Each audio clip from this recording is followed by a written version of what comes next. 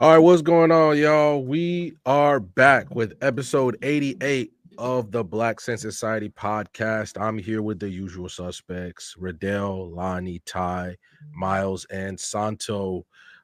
First things first, before we get started, I want to say a huge shout out to all of our members, starting with our Shikai tier with Kai, Isoke89, Dan Young, Dale Chill, Shar, our Bankai members, Solo Boss, Leon Yagami, Antonio Alford, Miles Left, shout out Miles, Nicholas Main, Yobosa, Queasy Plays, Trendy, who had a great conversation with today, Sasa Veli, one of the OGs, Jaden, Kent, and our Patreon supporters as well, Nick, Leon, Trendy, and Jaden. Fellas, how have you been? It's been a hectic couple of days for me. How about y'all? Man, life is good. It's hot in Texas, bro. It's hot. It's hot out here too. It was 97 today. I was legit the devil's ass, bro. That's a fact. But I'm feeling good knowing that Luka's gonna get Bron ring number 5. You know, y'all. I know y'all seen him on the magazine. He about to get Bron ring number 5, baby. It's about damn time. You know what I'm saying? Regards to that, I saw somebody on Fox Sports Radio say Luka getting in shape proves Nico was right. No, he was still wrong. I see this one clip. The side tangent. I see this one clip, and it was AD's first game with the Mavs. They said when AD proved Nico right for 25 minutes, I was crying.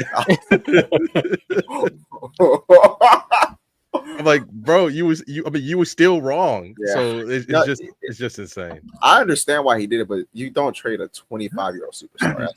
you don't, and not for like the assets that he got back either. But like you could have done. 80 is an old 30. The fact that like he didn't even ask other teams was you got. I mean, he got the guy he wanted, and I mean, I understood like he said words, and those words had meaning. I didn't understand why he did it though. So yeah, this trade will be awful, regardless of how much they rate the NBA to get Cooper Flag in the first pick. It don't matter. This trade will always be awful, and just same energy, Ty. Just switch it around, switch the vernacular around a little bit. Man, can't wait for LeBron to help Luka get his first ring. Can't wait for it. Yeah, my only question, Riddell, is who's their best defender? Because I feel like a rotation of old LeBron, Austin Reeves, Luka, and DeAndre Ayton. These niggas gonna give up 200 a game. Hey, shout out Marcus Smart, bro. We're gonna revive the defensive and 85-year-old Marcus Smart coming off of like 3. I'm not gonna lie. Ayton as a rim protector, I'm not mad at it. Marcus Smart, mad at it. Have you seen him rim protect? I'm saying I'm not angry at it. That's what I'm saying. Like I'm fine with it. Like that's what I'm saying. I'm fine. Hey, all I'm saying, if team scored 125 on us and we score 127, I'm good, bro. I'm good. Yo, the Lakers defense was good last year, all things considered. It just when the playoffs hit, their lack of rim protection was so obvious to a team that has so much big men. DeAndre Ayton at least literally fill that hole. Like they try Rudy go. Riddell, you saying that, and I have no confidence in that. No. I mean, it does. They had a need. They had LeBron playing center, bro. Like it was tough. You know, it was like tough, that's why Rudy Gobert like wilt for that game, because like banking on Aiden's rim protecting this year. That is why future Hall of Famer Rudy Gobert looked like Will Chamberlain that night. Lonnie, you know. Yeah, Miles, like, if Ayton rim protection is the answer, yo, it's not Ayton rim protection. It's just a big body, literally. That's what it is. I would say LeBron can't be he's a big body. No, you're gonna be sitting in the same seat I was sitting in when the Suns went to the finals, my brother. I'm telling you. Oof. Hey man, LeBron about to put that battery in his back, bro. You know. Hey, you made him lose weight too. Hey, listen. I'm telling you, Luka and Ayton gonna be on that Bron special stuff. You know. Oh, that's another one. Crazy. No, it's what's up? So Tom Brady stuff that Jeff Teague said he was using. I would say so. Tom Brady can do it, but we can't. What's up? You saw him walking back. Yeah. You know what I'm saying? Tom Brady got that. He got that phone call. Hey, yo, you better. Wait, what was Tom Brady's trainer? Edelman trainer? What was his name? What's a Hispanic know his guy name. name? I'm gonna say Tom Brady was like the man got a rocket arm at 40. Come on, man. You know what time Hey, it is. the only thing is Tom Brady don't look like a freaking brick shit house when he's 37. That nigga got arm strength out of nowhere at 40. I mean, Don't look hey, at me, bro. Out of nowhere, like it got worse. bro. I'm not supposed to ask him his arm strength.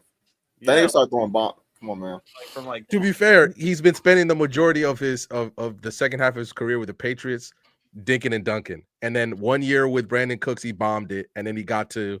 So if he just been throwing it short the whole time because that's the receivers that he had, Ty. I'm just saying. You on I that mean, TB12 payroll right now, man. Yeah, that I get it. TB12 and that deflated football helps. I mean, just saying. No, not too much. My fault. Yeah, that's crazy. The I'm just saying, bro. The deflated football part was literally disproved by science. If but he you can got cheat it, for big 7 dog. rings, Brock can cheat for 1. You know, I don't. You know, Y'all got it. I'll Insane. Got it. Hey man, if Luka insane. can get a ring, I don't really care. So if You we know? Sad. the integrity of the NBA was thrown out the window the moment the Dallas Mavericks got the first pick. That's when the integrity of the NBA was thrown out the window for you. Well, that's when I That's started when it- caring about. That's Come when on, I bro. started caring about the integrity of the NBA. Everything else, I didn't really care. Hey, Miles, the NBA was an upright league until Luka got traded for Cooper Flag, and now I'm not gonna lie, it is suspicious. It is suspicious. absolutely, Very Suspicious when the Pelicans got Zion after they had to trade AD. it was Might have been a- suspicious when Patrick Ewing all of a sudden is on the Knicks. Or when We're going on for 30 years. LeBron goes to Cleveland. Come on, man. All All right, but for real, He goes to Chicago where he's from. right, man. let me say this real quick. Because I can't, Lonnie, I think either you shared it or somebody shared it where Nikola Jokic averages against in the paint against DeAndre Ayton's like 98% field goal percentage. Jesus Christ. Like 98%. Well, that's Jokic though. So That's insane. 98 is insane. that's Jokic. Like he missed one on accident. That's how it's 98%. Nigga had to sneeze. 98%. He That's had insane. He had to itch his nose when he went up. On volume too. That is crazy. Oh my god. But all right, we're gonna move on to the news section of the show. I'm gonna try not to keep as many transitions into it. Does anybody have any news? If not, we got a $2 super chat by Kent. He never fails. Yu Yu Hakusho top 5. You know what, Kent? I'm gonna say this, bro. I'm gonna say this real quick. I love the fact that you're never gonna let this go. I love the fact you're never gonna let this go, big dog. Okay, He's so real for that. absolutely. I might rewatch Yu Yu Hakusho just for the help. I just might just rewatch it. Like, I'm still saying it's so crazy that we've made so many lists and Yu Yu Hakusho has not cracked one of them, bro. I like Yu Yu Hakusho. I should tell you something. Listen, man, we love what Yu Hakusho reminds us of. It reminds us of growing up. You wake up on Saturday morning, eat a bowl of cereal. You remember those warm summer, you know what I'm saying, warm summer afternoons. It's a good show. It is. Respect to Togashi. But he just became a better writer over time and made a better series. You know. Yeah. That will So never forever, honorable mention. With me, respect. Hey, Real. if we created like a top 15 most iconic abilities in anime list, you probably would make that with the spirit gun. Real. Everybody loves that thing. You know what I'm saying? If we said top manga of the 90s, Yeah,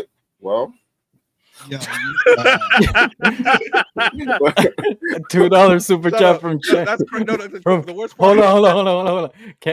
Kent responded. Tell me why y'all don't know ball.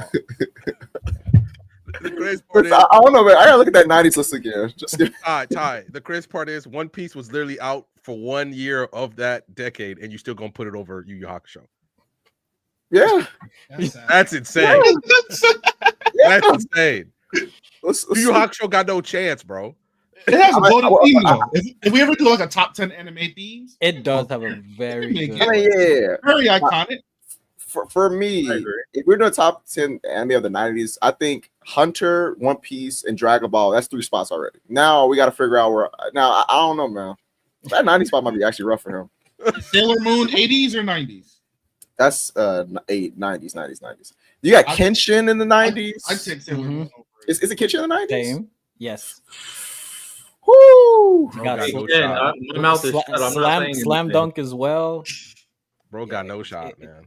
I ain't gonna lie, man. If you Yeah, do time, honorable mention is still great. yeah, for sure, for sure. All right, then. You know what? I'm gonna add that onto my little topic wheel thing. So does anybody have any news before we move on to the agenda hour? Well, hold on. Before you go, Kent responded one more time with a $2 super chat. We appreciate you, gang. Anime theme, anime romance, main cast, all top 5. The main cast top 5 what? Have me into the main cast. The main cast is top 5 what? Now I do like Yusuke and Keiko. I do like that. Real, I do. I agree. In terms of like main character romances, it's one of the better ones. No, I agree with that. Their main cast is top 5 what? Like top 5 best dressed or Right. Are they even that? No, I mean No. I'd say go ahead and tell me Yusuke got a good fit. I was about to say top 5 funniest, but then I'm like, there's all these That- comedy anime. I'm That like, yellow tank top trash, bro.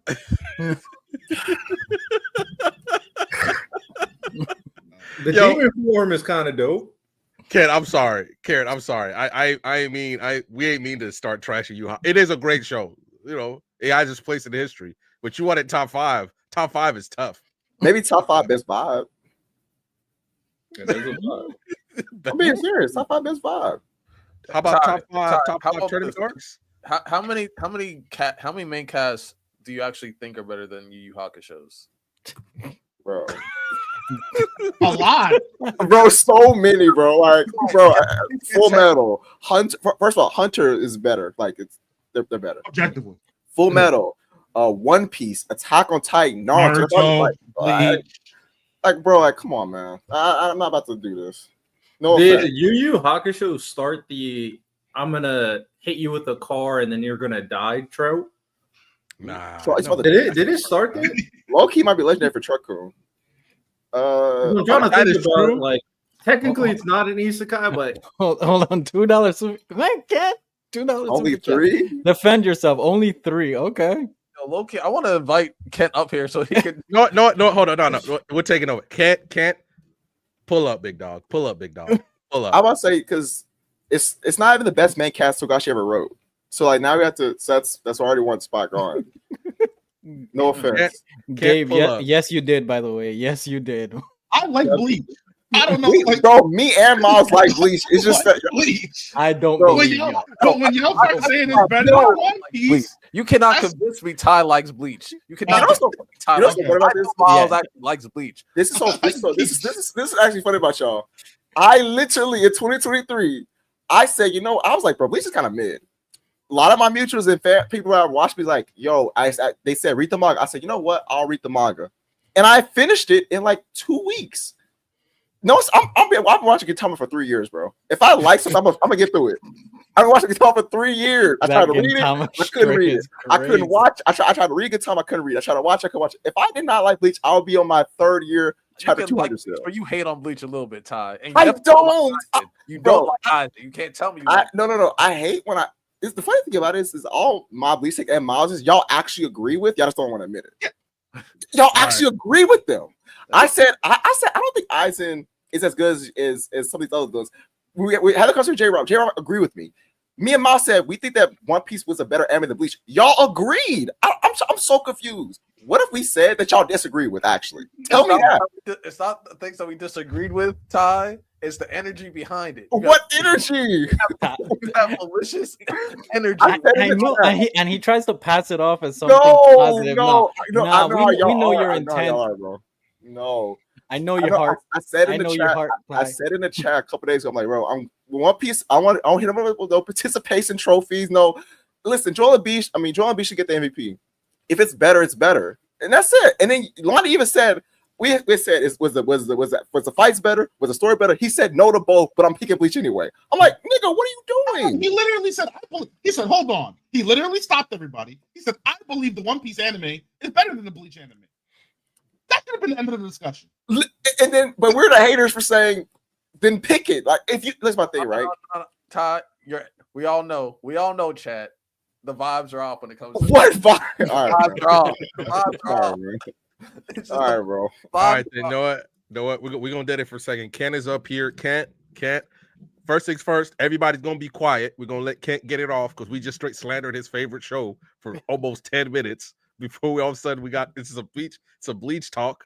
Kent, go ahead, bro. The For 10 floor is minutes, yours. We've been slandering Yu Yu Hakusho for 8 months now, bro. Can't gonna get Listen, it off. listen, listen. Don't yell at me.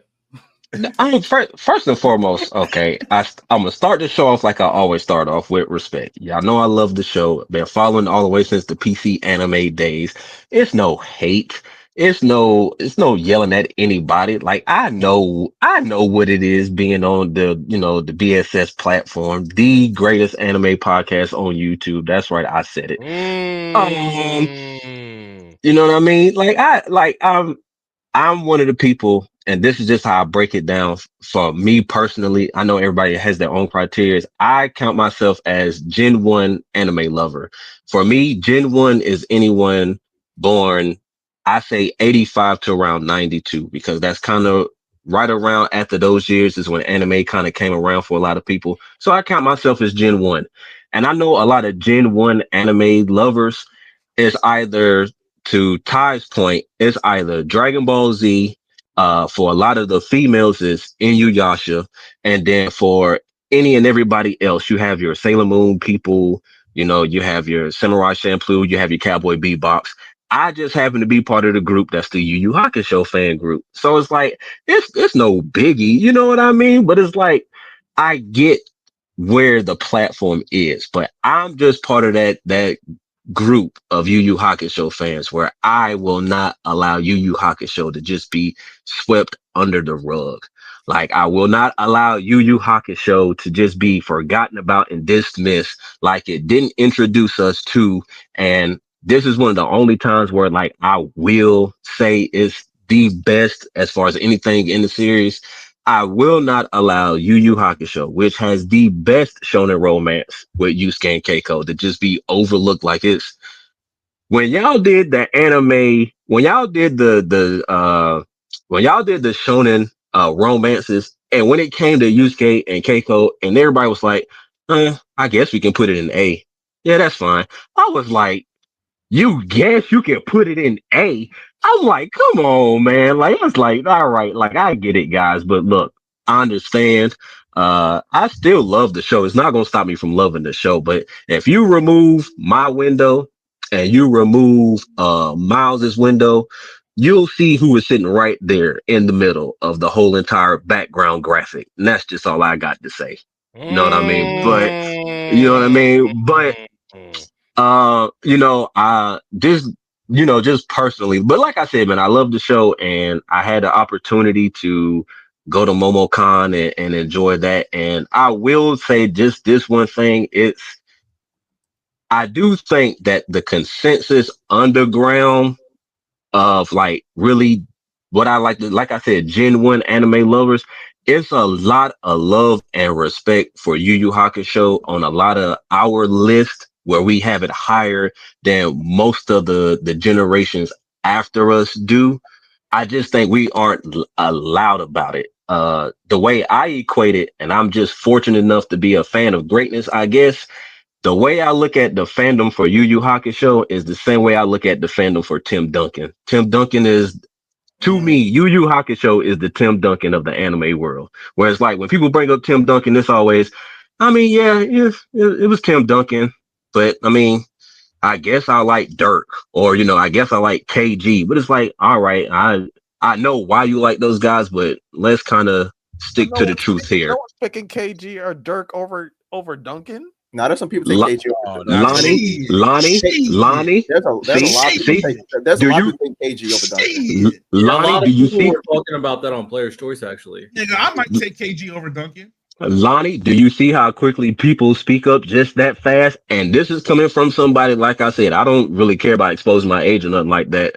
I'll be 35 in December. Trust me when I tell you, them cafeteria debates back in the day used to get heated about who was the best power forward at the time, whether it was Kevin Garnett or Tim Duncan. I'm telling you, it's the only way I equated it, and I will break it down to people. where it would not necessarily end the debate, because I never really debate people. I always talk from a point of understanding and comprehension. I would always tell them there's only but one power forward that we know that at the time had the agility to hang with a young KG, but then still had the strength to be one of the best defenders that we've ever seen on Shaq. And when I say that, people kind of like, yeah, you're right, because KG couldn't do nothing with Shaq. Tim Duncan could. But that's just how I equate Yu Yu Hakusho and Tim Duncan. That's just how I look at it. But y'all know, man, it's all love for the show, man. But I refuse to allow Yu Yu Hakusho to just be overlooked and swept under the rug, guys. That's all. No, I can't. I feel you. I won't let Lonnie disrespect it either, right? So I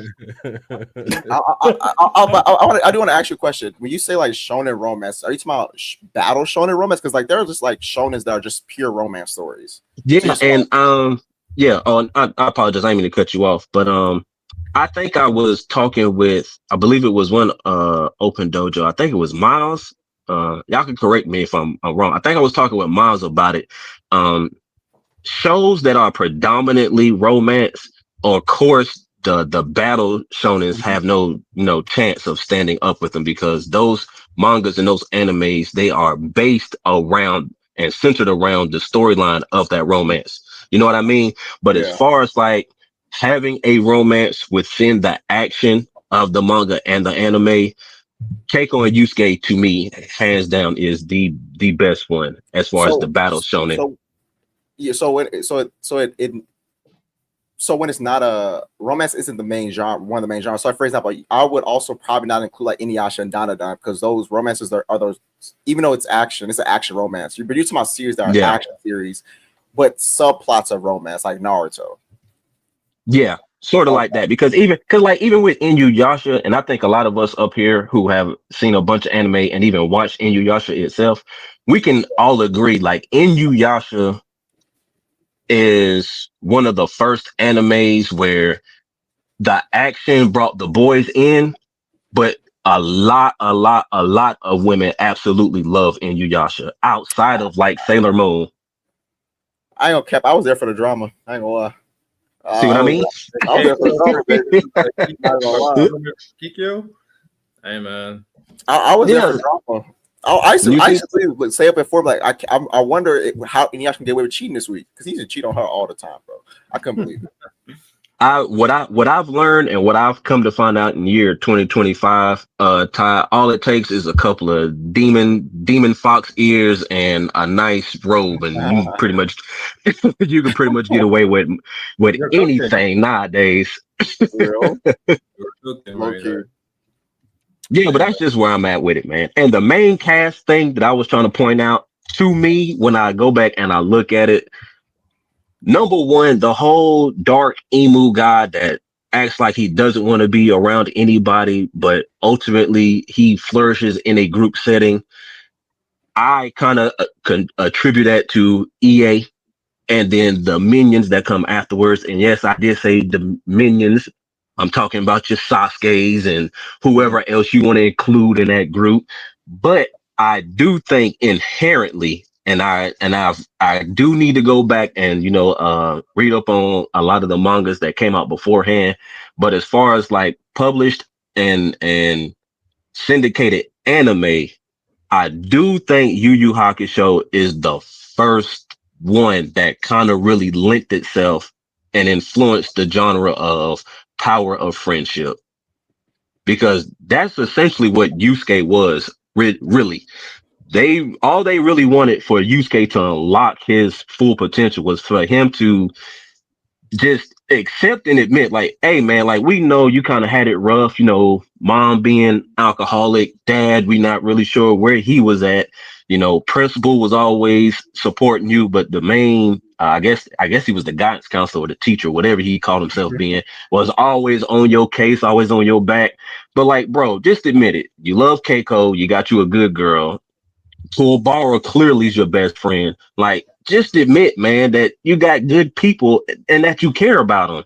And once he finally got it in him, along with getting that spirit power from Genkai, it was like, okay, now he's fully unlocked, and now we can go from there. So I think Yu Yu Hakusho was the first anime to implement that whole power of friendship type of thing for the main character.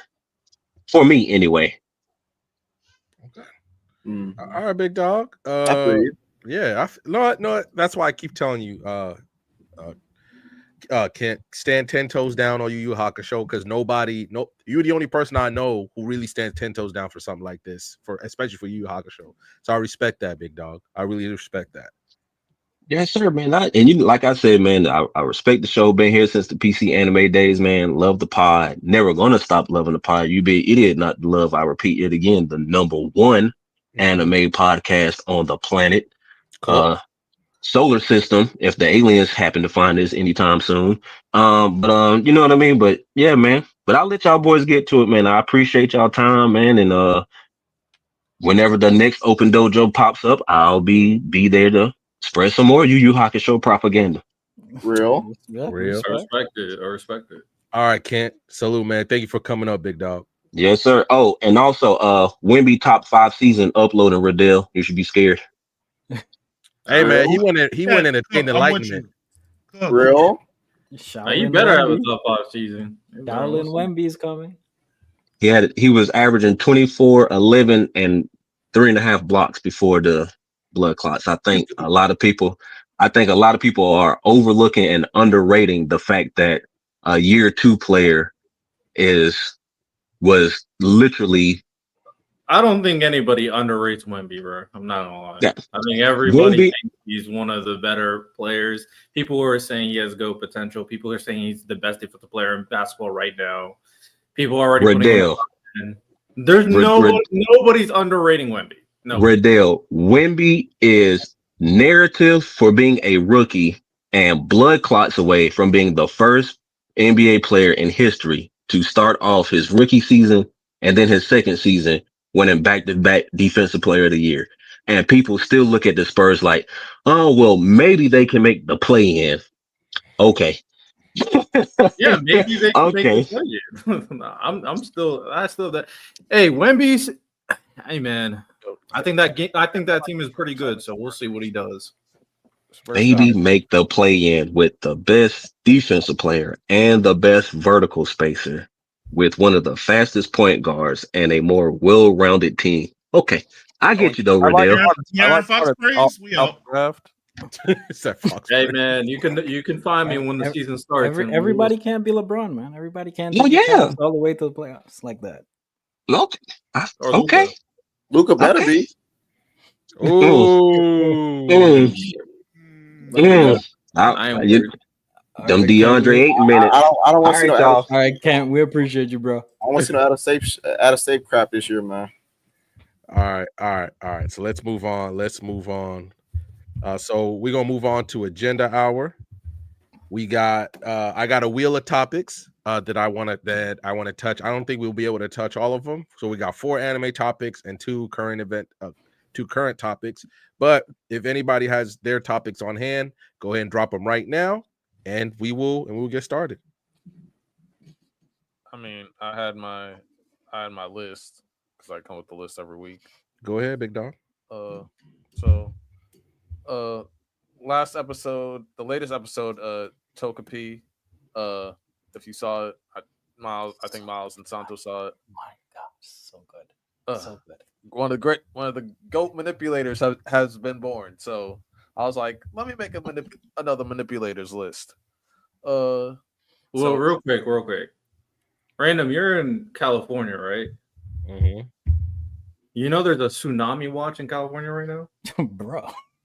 No, I'm dead ass. Like, wow. Like an 8.7 earthquake. Yeah, because of the earthquake in Russia, there's a tsunami watch in California. Look, I'm not gonna hold you. If the tsunami can reach where I'm at, it got it. You should be good. Okay, it got it. Now I'm close enough that I'm getting the ocean breeze, but I'm far enough where I'm like, if it got me, hey, bro, it's been real. Like this is cataclysm. To the tsunami.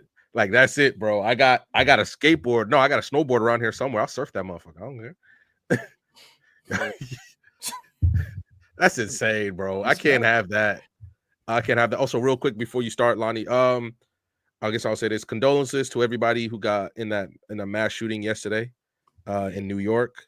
I know 4 people lost their lives and 1 person's in critical condition.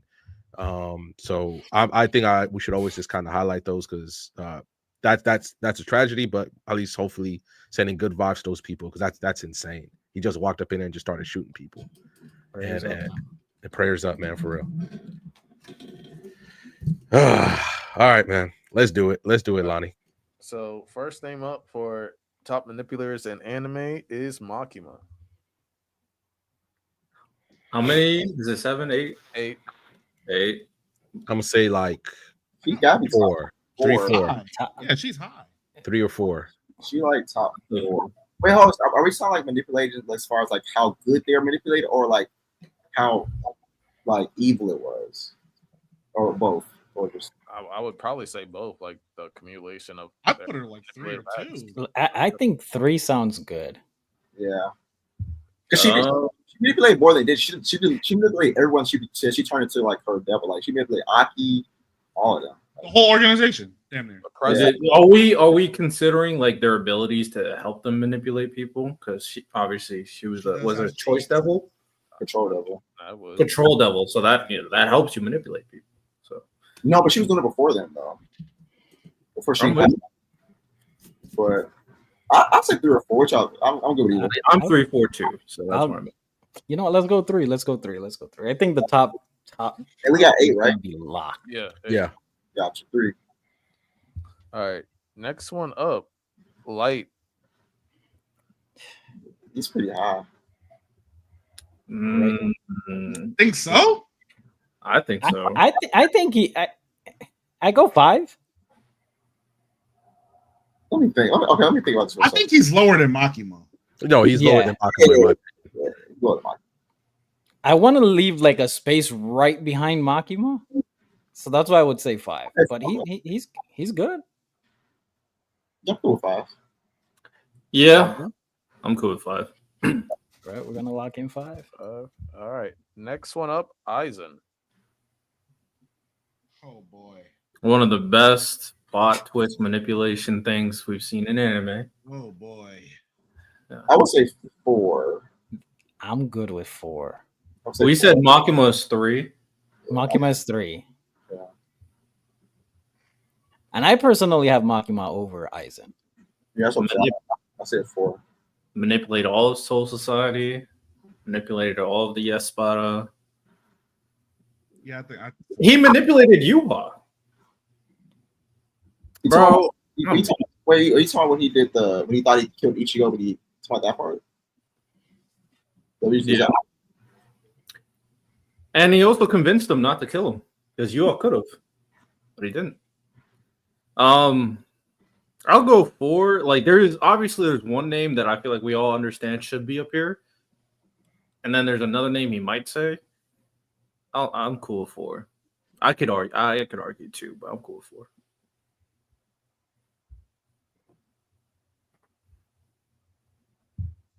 I mean, look at Leroy. Leroy said there's no Bleach without Aizen. Yeah. Manipulated Ichigo's whole life. No Bleach without Yuha. But... There's no Bleach without Ichigo. I mean, like, yeah, we can rattle off names. Hey, I'm sorry. There's still a Bleach without Renji. Damn. That's tough. Hey, man. Not So so much. So are we going 4? I'm cool with 4. I want to say 2. Aizen and Makima are around the same tier, so I don't really care that much. All right. Next one up, Dio. Dio's not that good. Yeah, I'm that's about what to I'm say, thinking. he's just hating. What's the lowest? Lonnie, what's the lowest? Miles asking. 8. 8. We can put Dio right in 8. He's not that good. I'm cool. I'm trusting y'all. Same wavelength. I'm in the same wavelength. He was more of a brute force brutality than manipulation. Let's go. Bottom of the barrel. People are not really manipulated by Dio. They're just like attracted to Dio. Or they're scared. Yeah. Or they're scared of Dio. It's just that's it. Fear is a form of manipulation, to be fair. Yeah, I'm about to say you're right, but hold on a second.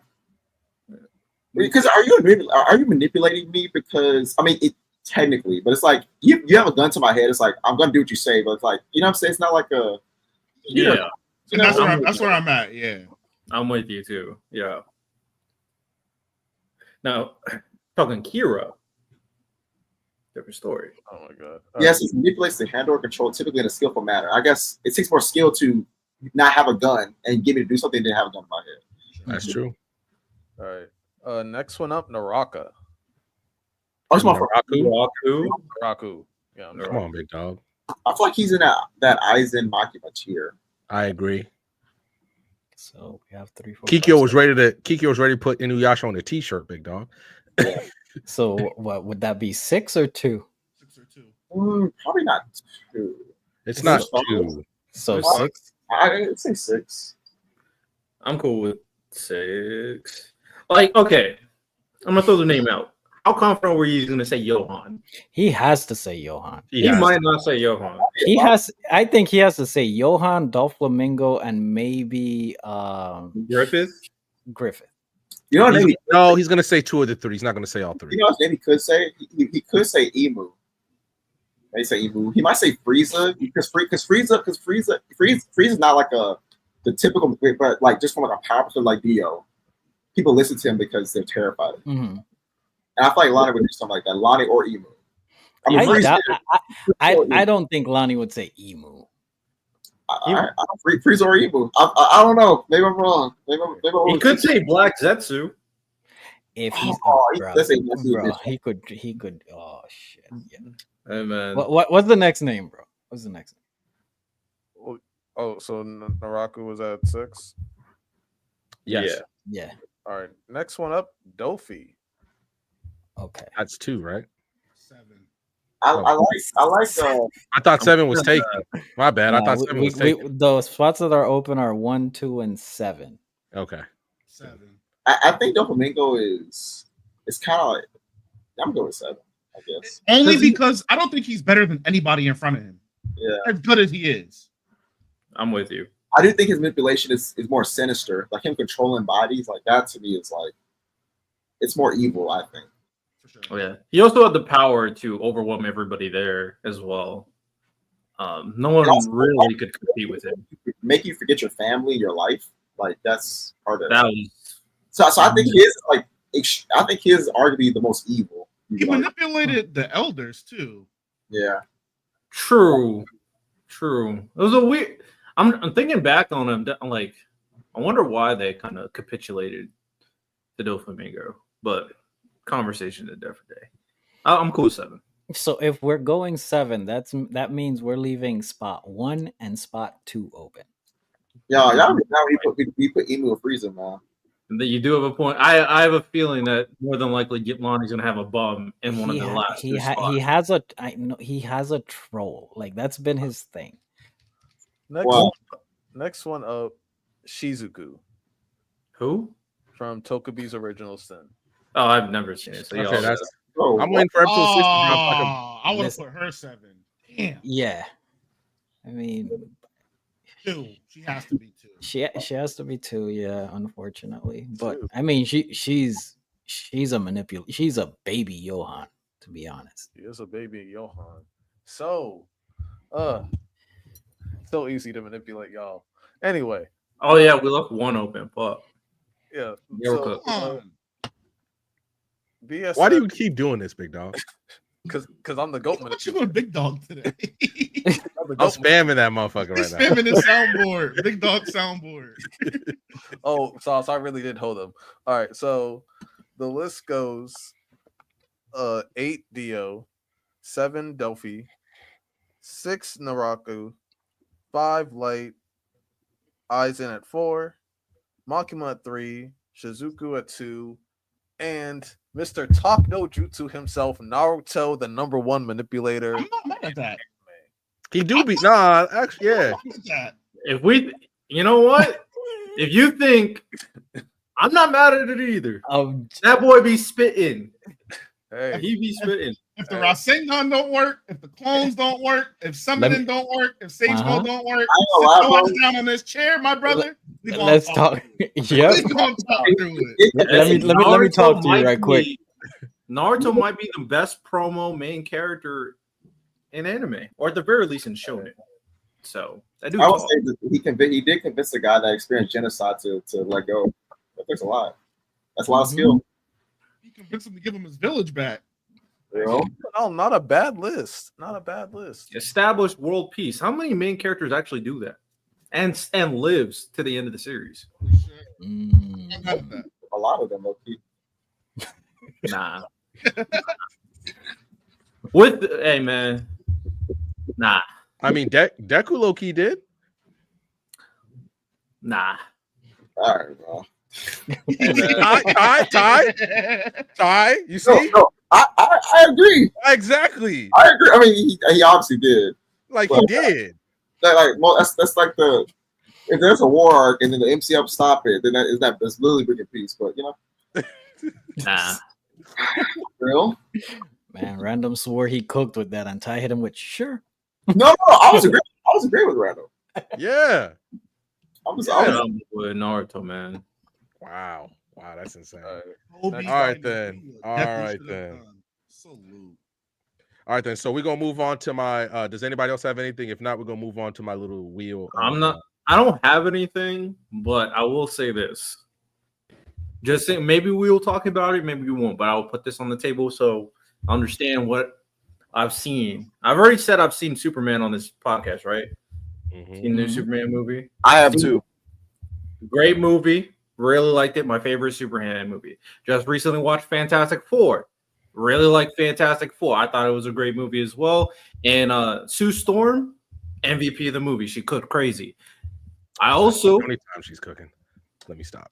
And, hey, let her be. Let her rock. Let her rock. Caught up to TBRO X. Ghostblade is a demon. Ghostblade's also the op because catch up to TBRO X and you'll find out why he's the op. For now, at the very least. Riddell, I still don't trust that alien. I don't trust that alien at all.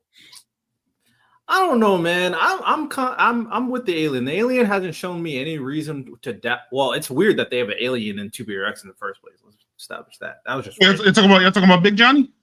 Yeah, Big Johnny. I don't trust Big Johnny, man. He's a cool dude. Me too. I trust him. I don't trust the alien. No. Yeah, the alien is Big Johnny. Yeah, Big Johnny's the alien. I don't know. I don't know. There's something that's I don't know. He's been loyal. He's been very, very loyal, bro. And it seems like he reacts to what little Johnny's feeling. And to be fair, they on smoke right now. Yeah, Ghostblade gotta get the ones, bro. I don't lie. Ghostblade gotta get the ones. And then last thing that I caught up with. Hold up. Kent, the MVP right now. Another $2 super chat. Gray Twin Shinobi was a fire anime. Oops. Naruto, my bad. Throwing shades at Naruto. That's interesting. Last thing I caught up with. Vinland Saga. Finished it. One of the greatest manga I've ever seen. Thorfinn is now tied with Eren Yeager as my favorite protagonist of all time. They nailed the ending. They nailed the finale, the narrative. And Vinland Saga is also like a top 3 manga for me moving forward. The relatability on how they handle conflict and war, since I'm a big politics guy, it mirrors our current society so well. Thorfinn's a GOAT. So shout out Vinland Saga. Amazing manga. So that's high praise coming from Riddell. I gotta catch up. I'm like, I'm gonna get, all that Attack on Titan. We're about to get all of Vinland Saga too. We here. Obviously, what was the last chapter number? I think I'm on like chapter like the early 200s. I don't think I have much left. There's 220 chapters. Oh, down. I'm gonna let Twitch out behind. Okay, I'm gonna catch up and read it. Yeah. So, quick manhwa update. Your Tower God got its English spinoff for Yurik, and my hot take is they're gonna have 2 S tier MCs in the same verse because Yurik is him and Bam is definitely him. And yeah, I'm excited. And I don't know if y'all read the chapter, well, at least the first chapter, but they gave some crazy lore for Tower God, which I think was like really needed. The Phantominium stuff, yeah. Yeah, bro. Yeah. And they showed like because like the character like Phantasmum or whatever, he was like in a lot of the notes and like a lot of the wiki stuff and Yeah. author notes and stuff like that and like background lore, but we never really knew anything about him. So the fact that he's like this other big bad besides what's the dude's name? Jihad and you Uh, talk about the other irregular, right? yeah. So besides Jihad, like he's the other maybe big bad that they both need to be taken out, or maybe he's what's beyond that floor that that Jihad's gatekeeping, because he also like went off the face of Earth. Like no one knows where Phantasm is. They just know that he's somewhere in the tower. So hey, it could be that Jihad's actually a good guy and he's just protecting everybody, or it could be Doubt it. Yeah, I doubt it too. I think this kind of confirms my thing, though. I don't know if I talked to you guys about it. The end of the Tower of God universe is going to be bigger than taking down Jihad. It's just, it's way bigger than all of that.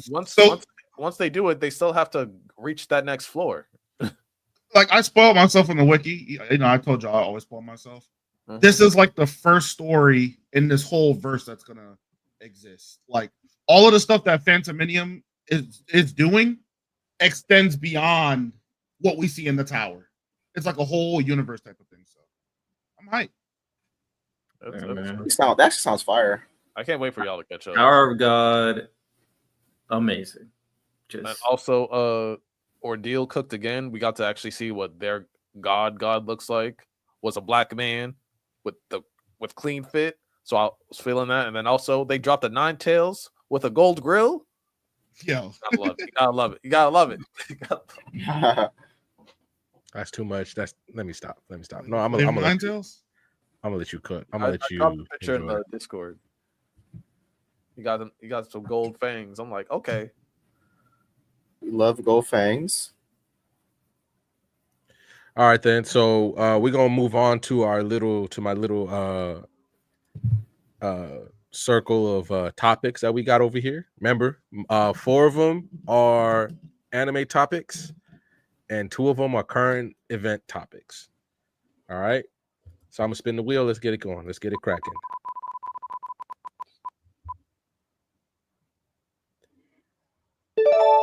All right, we're gonna start with Spy Family season 3. So it just got announced. Spy Family season 3 will be getting its 3rd season. Will be coming out in October. It's probably gonna be covering Twilight's backstory. If it's anything like it was in the manga, Twilight's backstory in the manga was fantastic. I know Riddell, you made a short about your and Lloyd's place and among shonen romances. If you want to expand on that, but fellas, Spy Family been cooking, stays cooking, and especially with season 3, now that like they're really going to deep dive into Lloyd as a character, I think it's going to be amazing. So, Riddell, can you kind of speak on your short a little bit more? Yeah. I mean, if you're not caught up with the manga, you guys may not know, but the people who are, the big thing about Spy Family, well, there's a few big things, but one probably arguably the biggest is the relationship between Yor and Lloyd and the manifestation of that relationship, because they decided to come together based off convenience, based off, hey, this is just best for both of us because of our work. And we are finally entering that stage where it's becoming more than just friend. It's becoming more than just co-workers or a working relationship. Yor officially admitted that she's in love with Lloyd. So now we're in the point where we got to see how this all manifests. And I think they also did something interesting by making Anna oblivious to it, because if she knew, she might try to pull something to put them together, but she doesn't understand the concept of love either. Mm-hmm. So now Yor is going to have to like hold her feelings in, and then Lloyd, he doesn't understand any of this. Like he can't compute what she's feeling. He can't compute what she's thinking. So it's just a matter of time to see how this kind of manifests moving forward. And we're going to reach the point where Yor's going to have to think about, okay, what's more important? My love for Lloyd or my job? And obviously, you know what Lloyd does. So that's going to be a big conflict too. So shout out Spy Family. I do believe Spy Family right now, in terms of shonen, has the best romance going on right now with Lloyd and Yor, and probably one of the best of all time because they're doing a good job in like building this that everybody's kind of rooting for.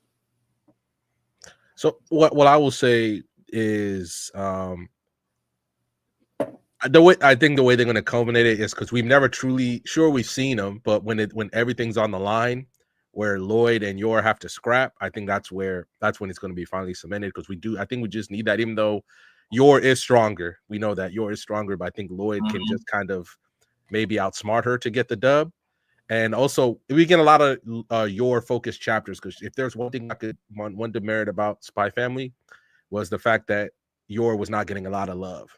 Even the fact that we got to see more of her organization, and it's comical. Like one guy's like, "I became strong because I was alone," and then he tried to fight Yor, but then Yor is just so OP that he made him change his philosophy. And now I'm just so interested, especially now that like Riddell said, Yor has put her feelings out into the ether. What happens next? I still think, until further notice of the new ones, Spy Family's kind of carrying the torch for me instead of what's the other one? The one with the swords. The name's escaping me right now. Kagurabachi. Thank you. Yeah. I think it's holding the torch for Shonen Jump until they find something else. But Spy Family is absolutely cooking. Anybody else want to add something? If not, we're going to move on to the next topic. Respect Kagurabachi. And Ichi the Witch. Yeah, that's true. Ichi Witch is actually like doing so well every week, actually. All right, there we go. All right, so the next oh, did we lose Lani? Okay. The next topic is I was actually excited for this one. Kaiju number 8's legacy. Kaiju number 8 came and went. Riddell made a video on it saying it came, it ended, and it was mid. And we just haven't had a chance to really talk about it. So what do we think Kaiju number 8's legacy will be? For me personally, I'll just say this, and I'm gonna lay out something that had a very interesting premise, maybe some tremendous promise, but due to backstage stuff or whatever, it just never hit the heights it was supposed to be. And especially the ending wasn't bad, but it just feels like there was a lot left on the table. I mean, what heights was it supposed to reach? If you saw the video I made, it was like breaking records, and there were articles written said it was going to be better than Attack on Titan. Like, I'm dead serious too. Damn. I think at least for the genre, it did what it was supposed to do. You know, it's a really big manga that put, kaiju back on the map. What was the last really popular one? Godzilla. That not being a manga, but at least the genre has representation. I think at least in that regard, it did really, really well. I see what you mean. Yeah. I'm still on season 1 though, so I can't really say much about it, but I was enjoying it when I was watching it though. So it's a good watch. Me, it's just like you see the potential of what could have been, and I think it ended up just kind of taking I'm not going to say cheap, like an easy way out. It could have been so much more. That's how I look at it. But now that in the ending and then going back and watching the anime, it's just like, well, this is kind of a shame. It's not bad. Don't get me wrong. I'm not saying it's bad, but it could have been so much more. It's just mid. And hopefully they get the Demon Slayer treatment where they add like more stuff. Mm-hmm. Especially, and I agreed with you. I think you said this last episode. It was so weird that they didn't like make Kafka and Mina a thing at all at the ending, because they were building to that literally since chapter 1, and they don't interact at all at the end. Like it was worse than Deku and Uraraka, to be honest. They don't interact at all. They don't interact at all. No, because there's a final scene where. Well, do you care about spoilers? Because I don't want to spoil you. You're muted, Ty. Ty, I can't hear you. You're muted.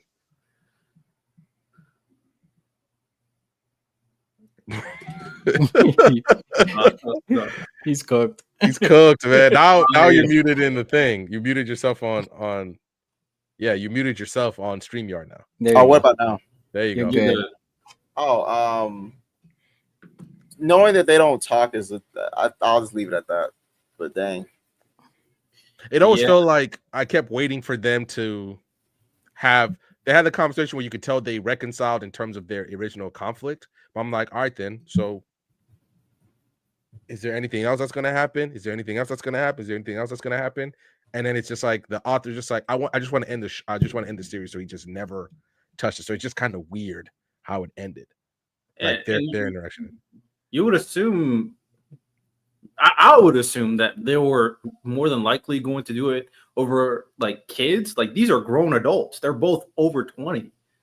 So yeah, it's just weird, bro. This series, I feel like it had a lot of wasted potential. Yeah. I do feel like that is strange that you don't pay off on that. What so I'm actually the question.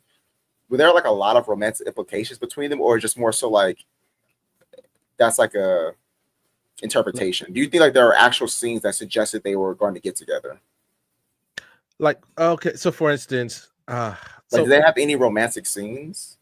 Did they try to establish that relationship, like hints of what that relationship was supposed to be? Like, I guess I'm trying to figure out because see, Or that's was it, just or shows what, me- or was it strictly platonic? yeah, exactly. That's what I'm trying to figure out because I think just- There's nothing inherently romantic. They do make a big deal out of like them, how close they are because of them as kids. I'm sure you have seen like they're super close, and they refer to that a lot, and how Mina was inspired by him and all that stuff. But even in that, I guess they do have a moment in like the final fight, but in terms of the final scene, them not interacting at all was weird. Even if it's not romantic, I think it should be romantic considering like it seems like that was such an important relationship. But even if you don't want to go that far, they don't even interact. it's just that was supposed to be the big thing for Kafka in terms of joining the force was to join with Mina. So yeah, it was just weird to me. even their initial conflict, which I thought was always kind of dumb, that they were like, "Oh, Kafka was like, I'm gonna join the defense force to become the strongest fucking protector, whatever of all time." And then he takes the test, and he just doesn't have the qualities, right? But he still helps out in his own way. And then Mina calls him a fucking liar. I was like, he can't do it. He literally can't do it. So I'm like, find a better way than this. Maybe it's just Mina over the course of her becoming such a gifted. What do they call them? Because they're not hunters or whatever they call them. She's such a gifted member of the defense force that's how they lose contracts. Instead of like she basically hates him because he couldn't. It's like, okay, it's like Santo, you and your wife grow up and you're both like, we're both going to be the greatest basketball players of all time. But then it turns out you got no hops. You try, you just don't have the talent to be a great basketball player. And then your wife hates you for it. Dang, that's tough. Mhm. He did not have the physical attributes to be anything more than what he was at the start of the story. He just couldn't do it. That's why I'm just like, whatever. I'm just gonna let that go. Leroy, I'm gonna be honest, Leroy, if people are really doing that, they're weird as fuck. That's weird as hell. That's weird as hell. My girl like 14. Yeah, I'm also very disappointed with what they did with Reno too. I was super disappointed. But it is what it is. It is what it is. All right, we're gonna move on to the next topic. Let me remove. The next topic is, since we're just kind of going through these, we're gonna do it something that we added. I added this right at the start. Top 10 iconic special abilities, just so we can crap on get support. Okay. Oh, yeah. Do we believe the spirit gun belongs on the list? Yeah. Okay, so it's just not first. Yeah, let's list them out real quick. Let's list them out real quick. Kamehameha. Are we good with that? Yeah. For sure. It might be Spirit Bomb too. Are we doing one per series or just in general? I want to list them. I want to list as many as we can, and then let's try to make a list after that. I'm not gonna lie to you. Goku got like 3: Spirit Bomb, Kamehameha is Transmission. transmission. It is It's transmission. Loki Super Saiyan is an ability. Well, No, Slippery that's a slope, whole slippery Pandora's slope. box. All right. Slippery slope. not giving you that one. Not giving you that. Kaioken's an ability though. Kaioken is an ability. That one's more of an ability. I wouldn't put it top 10. If even. Okay, I'll put quick over question. Spirit Gun. Does Vegeta have No. more iconic abilities than the Spirit Gun? Final Flash. Final Flash. I think so. Big No, Bang I Attack. would, Nah. I would give it this. Hold on. You tell me. Fuck, I've got 2 moves before Gallic Gun. That's super iconic. Bro, I that's what I'm trying to figure out. Like, I I was gonna say Final Flash and Gallic Gun. Oh man, it's crazy because I'm thinking about it. When I was growing up in anime, I feel like everybody used the Spirit Gun. But current anime fans, I also think that nobody cares about the Spirit Gun. So now I'm in a weird spot where it's like, Dragon Ball has more relevance back then and today. yeah, Like, it's just like more known, like what, especially because but we all agree on the first 3 are over Spirit Gun. It's transmission, Kamehameha, and Spirit Bomb. Yes. Agreed. Sharingan over Spirit Gun. Rasengan. Over Spirit Gun. Yeah. Chidori is pretty tough, man. I like the Chidori more than Rasengan. No, I got a hot take. I think because how much they spam that shit. Substitution. They always Wait, spam Shadow that. Clone Jutsu. Shadow Clone Jutsu. Let me think. I feel like Shadow Clone Jutsu might be. Oh, Final Explosion is fire. I feel like Naruto's most iconic jutsu is Shadow Clone Jutsu. I agree. For sure. Only because it's the first technique he masters in chapter 1. Sure. It's the jutsu he's used the most. Sure. I feel like it is. Also, he literally uses the Shadow Clone to make the Rasengan. Yeah, you know what I'm saying? I feel like. But would you put it as iconic? Yeah, I think so. Yes. What? I think it's. I mean, if we're going with that, 1,000 Years of Death is pretty damn iconic. Yeah. It is. No, it is. But Oh, we'll get there, Leroy. We'll get there. I would. I mean, at least for me, my personal opinion would be like Shadow Clone. I think it's impactful and important, but iconic. yeah, wait. I think it's the Rasengan. I think it's the Rasengan. I would too. I would put a question mark for Shadow Clone, but throw another series in Getsuga Tensho over Spirit Gun as well. Damn, I feel so bad saying the move that never hurt anybody. It's more iconic than the Spirit Gun. I'm not gonna lie. But it's iconic. But it is My iconic. we'll let them say it so we don't. That and Bankai. I think Bankai, not Getsuga. I'm gonna just say it. Bankai, but not Getsuga. I consider Bankai like Super Saiyan. Yeah, I agree. Man, I guess it's not. Really? Y'all consider it super? I mean, I guess. It's like a transformation. So, question for y'all. Yeah, so you don't think the Titan shift would be iconic then? I just put transformations and like moves differently. That's just kind of my. I don't like give Domain Expansion a few years, bro. The way expansion. Oh, you don't think the Black Flash will get there?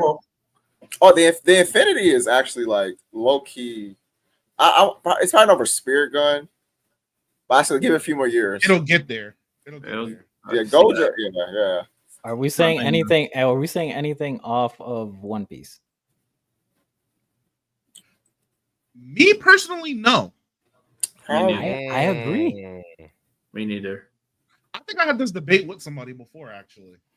And they're like, "You don't think Gum Gum Pistol's iconic?" I was like, "Fuck no." I think that's the only one that has an argument. What's that move? What's that move that Gon does on the cat? Dr. Rock. That is actually low key. Niggas be spamming that shit all the time. Yeah. One of my main characters has a technique that references that because I love this so much. And JJK, when Itadori is charging up his Black Flash and Harvard's his Curse Energy, they mimic the Gon pose. So you see it in other series. So real quick, Kent, I'm not gonna hold you. This ain't even an ability. That Akira slide on the middle cycle is more iconic than the Spirit Gun. Dang. Gios. That's I don't know. I agree, but maybe bygone era. Like I'm not sure how iconic it is today compared to when like Code Geass was When it was out, I would have to think about that. What about I do think. Well, you just say Sharingan. I'm not mad Alchemy? at it. Like, Probably not. But I do think Sharingan is a conversation to be more iconic than Spirit Gun, though. yeah, I think Sharingan might be Special Beam Cannon. That's up there. Destructo Yeah. Disc. The Struggle Disc. I think is more iconic than Special Cannon. That's up there too. I actually think Rasengan copied the pose. Yeah, I actually think Destructo Disc has more. Okay, if I'm thinking like peak icon, whatever, I don't know what phrase I would put there. Like when it was the Yu Yu Hakusho day, early 2000s, mid 2000s, like when Spirit Gun probably peaked higher, but it's just like Yu Yu Hakusho is not relevant right now, so it's really hard to gauge, and nobody's really doing the Spirit Gun stuff. Now I'm thinking about it. It might be. I think it peaked higher though. It's in the top 10. I'm thinking about these abilities. It's in the top 10 for sure. You don't. Quick question. You don't think Ultra Instinct will be more iconic than Spirit Gun? Transformation. Oh, that's right. That's right. You're right. You're right. You're right. How do we feel about United States of Smash? I was gonna say no My Hero Academia abilities on this list. Any Demon Slayer? I would say I think My Hero. I think it's they need more time. Kami Kagura? I got a hot take. I Dead Calm is even better. I think Dead Calm's the best movie. Wait, Miles, which one did you say, Miles? I love Dead Calm. For Demon Slayer, I said Hinokami Kagura. Yeah. That's I feel like to find more iconic, you have to look at maybe series a little bit older. Yeah, I was trying to throw some new gens in there. Also, the name can't be too long. I'm not gonna lie. You can't have a long. That's lame. Yeah, you can't have a long name for the ability and be iconic. I'm not gonna lie. Hey, they were calling Minato over that. I feel like Serious Punch might be. I think that's pretty iconic. Serious Punch might be iconic. Serious Punch might be up there. It is up there. Is it over Spirit Gun though? I don't think so. No.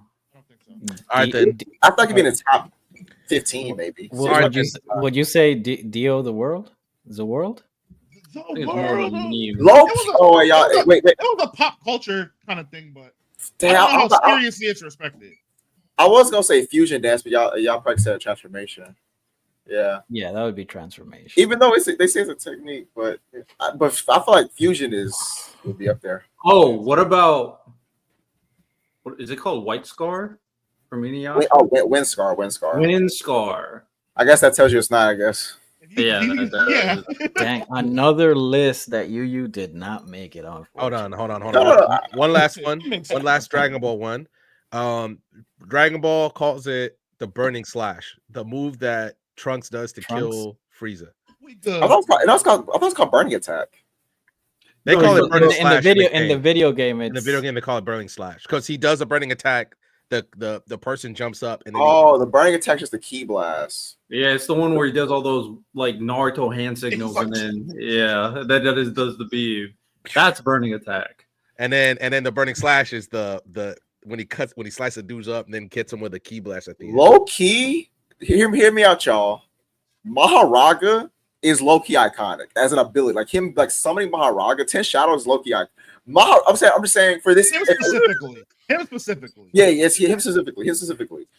Like I feel like if we're talking about the most iconic techniques of this generation, Maharaga will be that nigga was. Man, I remember the fucking memes that have every time he was trying. Megumi would get in any kind of danger. Bro, chill out. Literally, what's that guy name? Who said I understand it now? They call that nigga Maharaga. I think it will age well, especially when we see the Gojo versus Sukuna fight. It's gonna age beautifully, I think. As far as what about Death Beam? Because I feel like people. Oh yeah, I feel like Death Beam. Death Beam. Yeah, Frieza. Yeah. Tri-Beam. Tri-Beam low key. Dragon Ball got like 8, bro. I am not. No. Stop hating on TN, brother. Trash. Get some sleep at night. Stop hating. Come on, bro. I have insomnia, bro. To get some sleep, bro. Because he hated on my guy.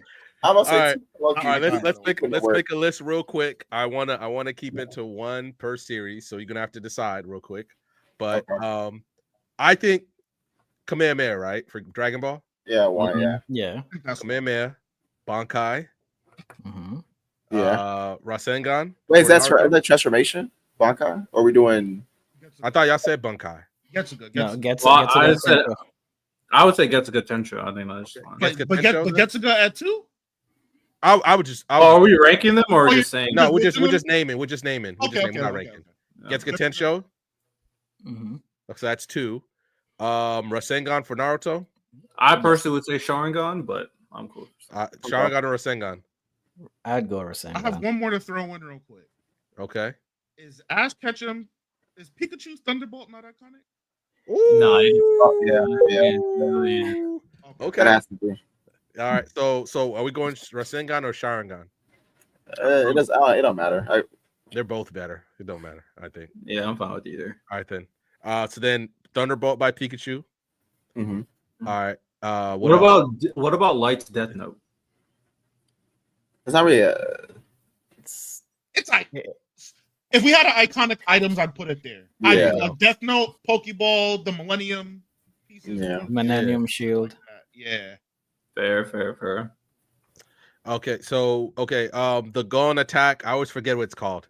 John Ken. John Rocky Ken. Fur- Yeah. Nah, give me Spirit Gun over that. I'm not gonna lie. Really interesting. Yeah. I agree. Okay. I All right. agree. Okay. So we're at 4 right now. We're at 4. Okay. Mhm. What else we got? I might still make it. If we're only going one per series, We're going one per series. That changes everything, actually. Mm-hmm. It gives them a fighting chance. Serious? Are we doing serious punch at all? No. Over Spirit Gun? Probably not. Say what y'all want. Edward doing this. That shit's iconic. No, it is iconic, but I'm with that. I feel like Mustang snapping is. I like that better. No, I like that better. I like that better. I like that better. Snap. I love that snap. Bro. So Mustang snap.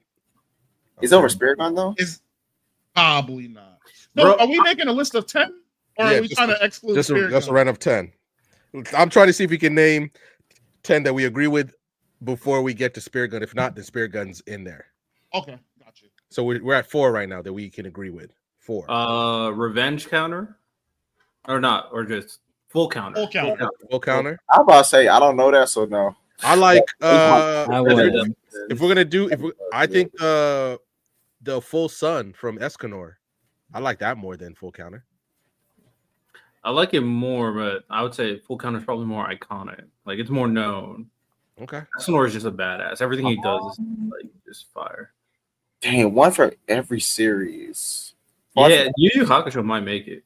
No, it will. I think it will. I think it has to. Anything iconic from Fairy Tail?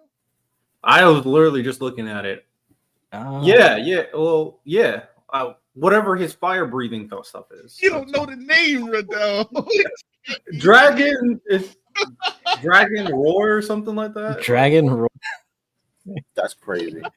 I don't know the name either. It sounds right. Oh, hold on. Almighty Push isn't better than the Rasengan or No. Nah, but it's iconic though. It is iconic. All right then. So we're at 4 because we want to shut it off. I want to get one more topic in, and then we're going to move on to the main topic of the episode. I can't think of. I don't think I can think of 6 more over Spirit Gun. I really don't. There you go. Man, give me Heart of the Cards, bro. What? Yu-Gi-Oh, bro. Next to say whatever you're gonna say for Beyblade in the OG one. Whatever Let it rip. was. Let it rip. Let it rip. Look, I'm actually not playing. Let it rip. Look, you. It was every time they said that, I was locked in. Let it rip over. You Heart triggered of the my Cards. trap card. Oh, but I was saying phrases. Okay, we can't say phrases now. So good. There you go, Kent. You know what? Yu Yu Hakusho is top 5 on this Hold list. on. Dark Magician, not iconic. That's not an ability. That's a monster. White lightning attack from Blue Eyes White Dragon. I'd say Blue Eyes White Dragon is probably the most iconic. Oh, Low I don't know key. about that. Exodia Obliterate. I'm I about still to say y'all, Exodia. Eh, Exodia might be you the know one I that's like agree with. you know that's iconic when y'all set the name and I lock the memory. Right. Exodia Blue Obliterate Eyes, for White me. Dragon. Wow, that's Blue, actually crazy. shout out the Blue Eyes, man. A rich dude from Yu-Gi-Oh never let that go after that. After Exodia, he said, "This is generational. I will travel back in time for this fade, bro." mhm. Kaiba. Yeah, shout out Yeah, Kaiba. Kaiba. He never let that go after that. But you know what? Kent, congratulations. Yu Yu Hakusho is possibly top 5 on this list, big dog. All right, we're gonna do one more. We're gonna do one more, and then we're gonna move on to the main topic of the episode. So what we got? The T-app. Before I continue, Yeah. what's crazy is I live in DC, but that's a crazy thing about that. Random. Can we just talk about all the topics? Because I want to talk about the T-app. Yeah, all right then. So let's run through the Demon Slayer thing real quick. The Demon Slayer movie is smashing records. It's the first anime movie to hit 1 billion yen in a long time, especially the first one this year to hit that number. Billion? It's 1 billion yen. Mhm. 1 billion yen. It's freaking smacking. Started number 1. I think it's going to remain number 1 for a long time. And add in the fact that Ufotable's like, if you leak in Infinity Castle, we finna find you. We like Steam right now. We finna find you. And they're on that. Plus, the Dodgers just did a random one. I think August 15th. They're having a Demon Slayer. Random. They're not trying to hide it hard enough because I just found the bitch I'm watching. I'm just No, saying. I saw some of the offenses though. I saw some of the offenses they said that you could get. I'm like, bro, it's not. They said that you could get fined over 1 million yen. Like it was crazy. Gabe, I understand you say we not moved. That's huge for Japan. Mug is not gone international yet.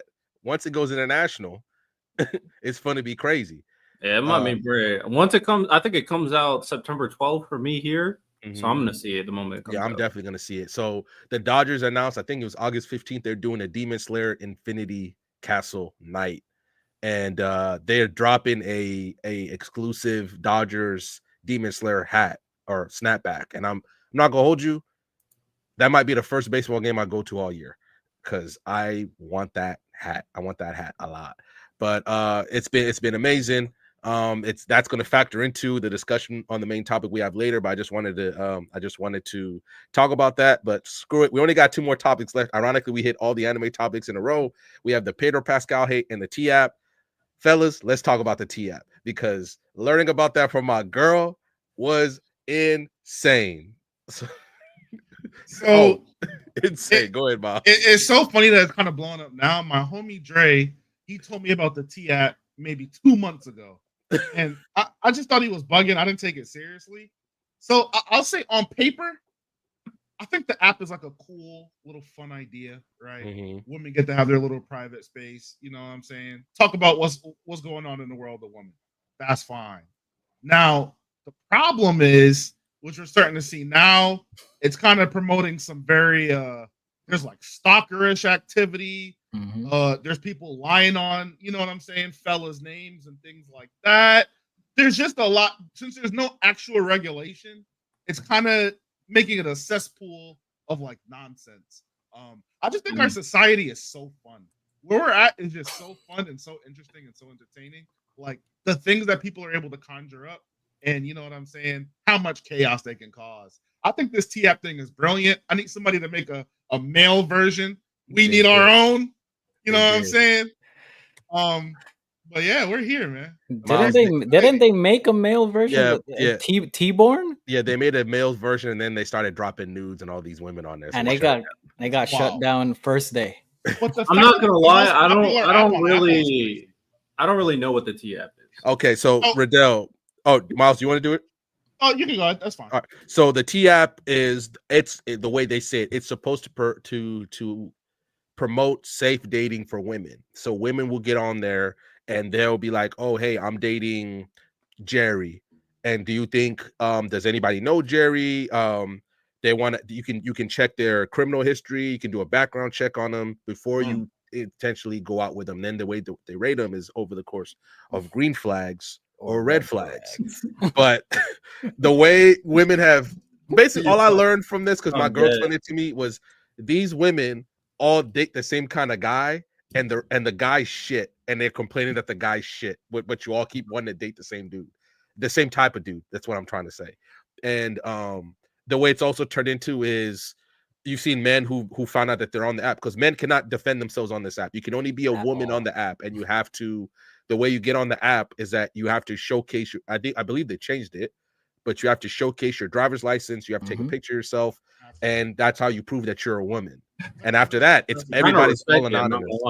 Yeah, and everybody's anonymous. The problem was the guy who made the app, and I say that he made the app because his mom was in a really bad domestic violence situation when he was growing up. So he wanted to make an app to prevent other women from suffering through what his mom did, which is cool, but he didn't have any kind of safeguards on the app at all. So once people found out it became popular and it hit #1 on the App Store, somebody hacked it. Found over 70,000 women's. You can find their picture, their address, information, everything. Yeah, and you can their information, like their financial information, because they're paid tiers on the app, and you can find out which woman put who on the app. And there's a literal, you can go online right now. There's a fully searchable map of these women, and you can find out. So if somebody put you on the app, you can find out who did it. And even I'm today, a pretty good guy, so I should be good. You'd be surprised. Just somebody lie on your name on the T app. Yeah, they can lie straight up on your name, bro. You can't defend yourself. You know, that's very fair. I mean, I'm not mad at the app, but I do think it should have better safeguards. If someone could just hack it, that's kind of wild. So the way they did it was when it was first hacked, they said, "Hey guys, we just want to let you guys know somebody hacked an old cache of data, and 70,000 women have been there. Unfortunately, their data has been compromised. We're working with the FBI and IT experts to solve the problem." And then today they said, "Hey guys, we've actually found out that the breach was a little worse than we thought." And they had a guy from a news network, I believe it was in Atlanta, where until today, he went on the app following the same easy safeguards that the hacker did, and was on the app's data until they found out. So he just reported it. Like, "Oh, how come you guys knew about this breach for weeks? How come you guys didn't do it? How come I'm still on it?" And they got correspondence from January 2023 until this month. That's what the reporter had. So it's a really bad breach of security, and things are going crazy. My only thing was, I think a lot of women just told on themselves on this because my favorite part was there's a guy, he's a legitimately bad guy. What they said was, "Oh, he's abusive. He gives women STDs and this and that. He also has a couple kids." And then the first comment on underneath that guy's profile is that, "Well, baby, I'm not you. I can change him." Like basically like that. "I can change him. I'll be better." And I'm like, I was like, how could you say that? How could you say that? You got it. She got it for sure. They got other girls asking for the bros IG and shit like that. Like, I'm like, come on, bro. He was one of those bad boy types. All right. You know, obviously that situation, got messed up because people don't know how to have proper security when your personal information is out there. But with that said, would you guys be mad of a dating app that you can give a rating to people? No, the idea of the app is really, I got no problem with the idea of it. It's a great idea. But once you're taking people's data, you gotta all right, be honest with yourselves. What ratings would you guys all get? What rating will Miles out of 0 stars to 5 stars? What would you all get? But 5 stars would mean you're the perfect. That means in this app it would be like you're toxic as fuck. You're toxic as fuck. Well, okay, for this one, let's say you're the perfect boyfriend. Just keep it simple. I'm 5. I'd say I was wilding when I was younger. I'll probably be like a 3 now. Where are you talking about us in our most toxic or right now? right now, because the way that. I'm a But the, five. Wait, Oh, we're going to yeah, scale from toxic to good boyfriend? I would be super toxic, 5 be perfect boyfriend. I'm 5. I'm like a 2.5, gang. I'm saying I'm like 3. I'm a 3. 2.5, 3. Yeah, you know, you get bored sometimes. You gotta just start. I don't know what the fuck Miles talking about. You gotta be tumultuous. You gotta keep it spicy. Random said that man is on an island. Right now. You know what He I'm is saying? by himself down there. No, you see when you get married, you know what I'm saying? You find that, you know, you feel me? Yeah. Right now? I feel like I would be a 4. Because I don't feel like I won't be toxic. Yeah, I'll move past that. The only thing is because they gotta go get your picture. Now, if somebody gets my picture, puts me on that app, they're capping. I've literally not posted anything on social media since 2021. Random goes on that app and he has like 37 red flags. Damn. That'd be insane because I know people lying on my name on that app. Hey, if you watching this, So we got a 4-star, we got a 2.5, we got a 3. Santo says she's a 5-star. 5. Perfect. So What are your secrets to make you perfect? Just agree. Oh, okay. Yeah, I respect it. Just agree. be a faithful man. Yeah, a faithful man. So I wanted to do a little game, and I did it with Sauce earlier. And chat, we're gonna need y'all in it. I'm gonna need y'all to create a little top ranking. Include Lani in this as well, even though he had to go. Who I need to do a power ranking of who would you be the most shocked was on this app? With number 1 being the most shocked, number 6 or technically 7 being the least shocked. So I think we all can agree who number 1 is, but I would be absolutely shocked if Riddell was on this app. So I'm like, Riddell, how would you move it, gang? No, wait. Actually, for my number 1, it'd be Santo because he had a family. yeah, I mean, if Santo, we're ranking us. I'm just got if number 1 would be Santo because he has a family, I'm like, well, damn, Santo. No. That's how you moving it. Take that all out. Take that all No. out. Number. Yeah. Okay. Okay. I got you. Let's take out marriage. Take out you're in a relationship. Pure personality. Oh, pure personality. Pure person, and how we know you move based off what you all told us and what. Well, can I be honest? So 7 is the least shocked. Yes. Yeah. I put Lani at 7 based on his. No. That's no. I agree. I agree too. So Lani is 7. Thought you called it, big dog. You know what's crazy? Like how we all laugh at the same time in unison. Yeah, we. No, it's only because Lani said, "Yo, I love him crazy." I'm like, okay, Lani, go get 5. You 7 then, you know. Number 7. No, with all that stuff, like after we said, "Oh, take marriage out," I still would put Santo 1. I would still put him most shocked. Yeah. I still put him at 1. I'm not gonna hold you, Santo. Like they said, Santo Dominican. You know, his people like to have fun. Riddell, I'd be absolutely shocked if he was on this app. Absolutely shocked. Gang, how was you moving? They lied on your name, Riddell. You better call a lawyer. He got the political career going. That would just be like, man, you're just throwing. Like, so I'll say this. Throwing. I know myself. I would not be shocked if I was on that list.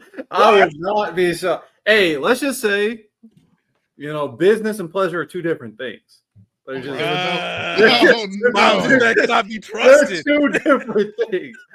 That's all I'm just saying. But I'm respectful. I'm respectful. I ain't gonna lie. I'll put Riddell. I put you at 6 for another reason. Here's why I put you at 6. Let me hear it's it. Because I feel like you are very, very logical. So I feel like you're the type of guy that girls call a narcissist, right? Gaslighting them. No, I'm serious. I'm not mad at what you're saying. Here's what I'm saying. Because sometimes I feel like you'll take out emotions too often to stay logical, and girls don't call you a narcissist. You know what I'm saying? I feel like I'm gonna be honest. I feel like you're going to try to use as the least amount of emotion as possible, and because of that, even if it's not wrong necessarily, they're gonna call you a narcissist. So you're gonna be number 6. You're right. So I'm not even mad at what you're saying. So it is what it is. But I also, the thing is, I always tell it how it is. Like I never try to mislead who I'm talking to. You know what I'm saying? So Listen, every time I hear, listen, even whether it be my lady friends or whatever it be, they say, "Oh, he's an artist." I'm like, okay. Every time I hear that, I'm like, I'm like, all right, bro, sure. All guys are narcissists, I guess. Yeah, sometimes they be overdoing it. Man. I be living, but I'm a like respectful. I be living. That's all I can say. I ain't gonna lie. I might put myself at 5. I ain't gonna lie. Well, to super chat, I think Trendy brought up a list. It's gonna go Lani, Appreciate the then love. Random, J Rob, Santo, Miles, Ty, Riddell. You know, I'm glad I'm getting the good person rap. That makes me feel really happy inside. I appreciate everyone who has me sub 4 and below. That's very heartwarming. I appreciate you. I appreciate being last. People, hey, maybe I'm being seen as this respectful. You know what? You feel me? I appreciate it. Oh, wait. I got it wrong. I ain't gonna lie. I would probably 2 or 3.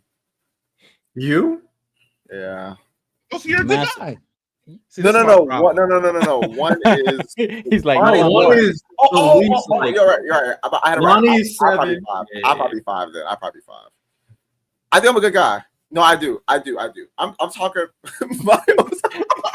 I'm just listening. Raj, are you disappointed in me? No, Ty, I'm just listening to understand, brother. Okay, let's understand. Okay. I mean, 5 as in I'm thinking about. I would say Miles is 5. You heard what he just said? I didn't say anything. Okay, yeah, true. I'm thinking about 5 because how my last relationship went that just low key ended earlier this year. I ain't gonna lie, I'll probably 5. Now it is not, and it's honestly not because I would do anything bad. It's because I feel like I'm trying to figure how can I describe this? You have to be articulate without giving too much away. I get it. You can't say too much. Bro, trying not to tell himself right now. Facts. Yeah. How do I not incriminate myself and go to jail here? You know what? No, I also think Random is not getting talked about enough. I'm just saying. You know what I'm saying? No, this is the problem. Y'all Random. listen to Lani tell stories about me, and y'all I believe heard you Lani. tell me a story about you just No, the other day. Absolutely, no. Absolutely, Miles. I did tell you a story because I got Look at nothing my to fucking look hide. at my face, Randall. I got you. I got nothing to hide. Yeah. I got nothing to hide. Actually, you know what? I'll probably 3 or 4 because I'm not ahead of Randall. Yeah, I not thought about it. I'm not ahead of Randall. I'm like 4. I'll take 4. I'll say number 4. Nah, Okay. so this is what I'll say about myself. Okay. Most of the stories I've told you, except for the one I told Miles, was when I was before 2021. All right. I'm not gonna say I was in the streets, but I was definitely on the sidewalk. I was visited, Yesterday. I was visited. Oh, wait. I think I found the best way to articulate it. The reason I will be 4 is because I do have some commitment issues. W Respect. accountability time. Okay, to give you like I do have some commitment issues, and it definitely happened because the relationship I was in the last 2 years of college and the year afterwards, so like from like 2018 to like 2021 ish. Since then, I've been trying to learn how to recommit again. So for that, there's one, like for example, the one girl I was dating the past few years, she was very frustrated with me about messing up. Now, my reason not committed her made sense, at least in my mind. I think they made sense. But that's just my mind, right? The TF is not my mind. The TF is their mind. True. Very fair. Hey, I mean, Ty, I'm with you. I don't think I have. I know I have commitment issues. That's like one of the things I tell pretty much every girl that I talk to. I have commitment issues, and I don't want to be a thing. So, No, not that. This is the thing, right? I'm not as blunt as that. I'm like, I say it with some finesse. You know what I'm saying? So you know what it is, bro. I ain't gonna lie, bro. Dropping too much. I think it might be that love kind of scared me sometimes. That's what it is. That's really what it is. I could, you know. Sounds like we got a ranking. Number one is Santo. Number 2 is I'll J-Rob. Number 3, I'm gonna be honest. J-Rob. He wasn't talking about. My fault. I thought I was muted. My bad, y'all. No. Oh shit! Oh my gosh! Shout out that boy, J-Rob, man. He's number 2. Number 3. So we saying random or tie? Wait, No, I think. Nah, Miles. No. No. According to the super chat, I'm in the top. Look at the super chat. According to the super chat, I'm last. Shout out. No, True. it's going from worst to first. It's going from worst to first. Yeah, so I should be number 1 then. Super chat. I'm with the super chat. With the super Not chat then. said, I like that. Nothing. W ranking, man. I just stay quiet. I'm good. I'm chilling over here, big dog. I'm chilling. Smart people. Smart people. All right, then. So the last one, the last topic, we can talk about this one real quick. So, what everybody started hating Pedro Pascal for? I don't know. Right? I'm honestly confused. Like, what has he really done wrong? Okay, because if y'all want to talk about Sue Storm is the one wilding. She's the one talking about him being one of the loves of her life and touching him that kind of way during the press tour. It's just so weird because me and Riddell, I'd want to say, over the past couple of weeks, we were actually glazing Pascal. You know, he's getting a lot of roles. He's actually, pretty adept actor. He's very good.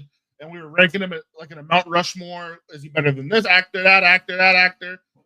1 week later or 2 weeks later, everybody fucking hates him. I'm seeing weird pictures of him and they're like, oh, he's uncomfortable around the women. I'm like, what's all this about? Like, I just don't understand where the hate came from. Yeah, that's kind of weird. Sounds like they are jealous of Pedro Pascal. That's what it really sounds like. Hey man, the guy's good at what he does. Because I'll be honest, I thought he was a good Mr. Fantastic. I really liked the Mr. Fantastic from the very first Fantastic Four that I've watched. I thought he did good, but I also thought Pedro did good. So I have no complaints. Shout out that man. If he's just good at his job, you can't hate on it. I think a lot of things start with how he interacts with his female co-stars, because apparently Pedro Pascal does have like extremely bad anxiety, like really bad, that he needs to. But then you've seen like Scarlett Johansson I always forget her name that plays Scarlet Witch, and now I forget it, but Olsen. Yeah, and then now the lady that plays Sue Storm, she pregnant and married, and you heard the stuff she said about Pedro. She said this one of the loves of my life, Santo, one of the loves of my life. I mean, it's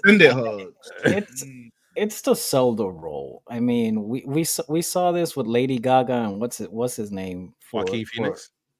No, not Joaquin Phoenix. No, I know who you're talking about. Bradley. Bradley Cooper. Bradley Cooper. Yeah, she was Bradley. doing the same thing with Bradley. Like it's just to sell the role. I mean, she'd be doing too much. Like I'd be tight if that is that my like. You need to chill out. She rubbed him behind his neck like that when he was sitting down. I understand selling a role, but you doing too much. Chill. Massages are explicit. Say what? Nothing. Man, Miles, you saw how she rubbed his neck, my nigga. I didn't say nothing. Hey man, I could never call me insecure, whatever, bro. But I could never be two people. I think her name is Vanessa Kirby. Is that her name?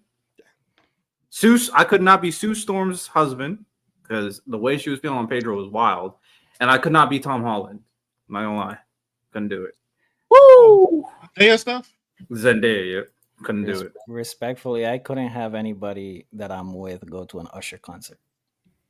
Yo. Like no. I ain't gonna lie to you. One thing I hate is a show that's fanned out, bro. I can't. The Chris Brown shorties, man, paying for it. Because here's my.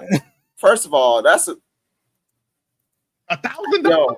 I'm Let me tell you good. something, bro. Let me tell you something. As a man of the cloth, bro, that's some idol worship, bro. As Like a on some man real. of the No, cloth. for real. No, No, for for real. real. That's I can't do that. You trying to tell me that the only thing that's holding you back from cheating on me is access? That's kind of yeah. All right. I'm with you. Yeah, I can't deal with no hoe that's fanned out, man. On a non-troll, I can't deal with people in general that are too fan. No, I can't. I can't. On a non-troll tip for sure. Once I found out how much Chris Brown or how much they were willing to pay for Chris Brown to be acting like that, bro, I was like, that is insane. And I mean, he's grabbing you and stuff. But yeah, but it ain't like he going home. Unless you're a dude, but you know. Yeah. Bro, I know you see the one that they did the future dance with? That's a separate. If you were to be that type of fella and request it, would he honor it? You paid $1,000. I feel like you should honor it. Yo, if I'm Chris Brown, I'm not honoring shit. I'm Chris Brown. I'm like, I don't give a fuck. Wait, hold on a second. Like, so there was like the meet and greet, then there was like a separate payment for grabbing ass. So Ty, you get a meet and greet with a photo. What the shorties were doing, right? They were taking that opportunity to like let Chris Brown essentially accost them. Like you can grab whatever, and it's only $1,000. No, real. So I'm saying like, if a nigga say grab my, I'm like, bro, what the? Ty, that's what I was saying. If one of those type of fellas came up, I paid my $1,000. You gonna have to grab something. Is he gonna honor it, or is he gonna be like, nah? You muted, Ty. You muted. Ty is crazy. Ty. I don't know what he said, even though he's muted. I'm sorry, y'all. We can get back to the show. I apologize. You're still muted, Ty. You're still. Okay, I'm good now. I'm good now. One thing is, if he look at you, be like, "Hey, you want to grab something?" I'm like,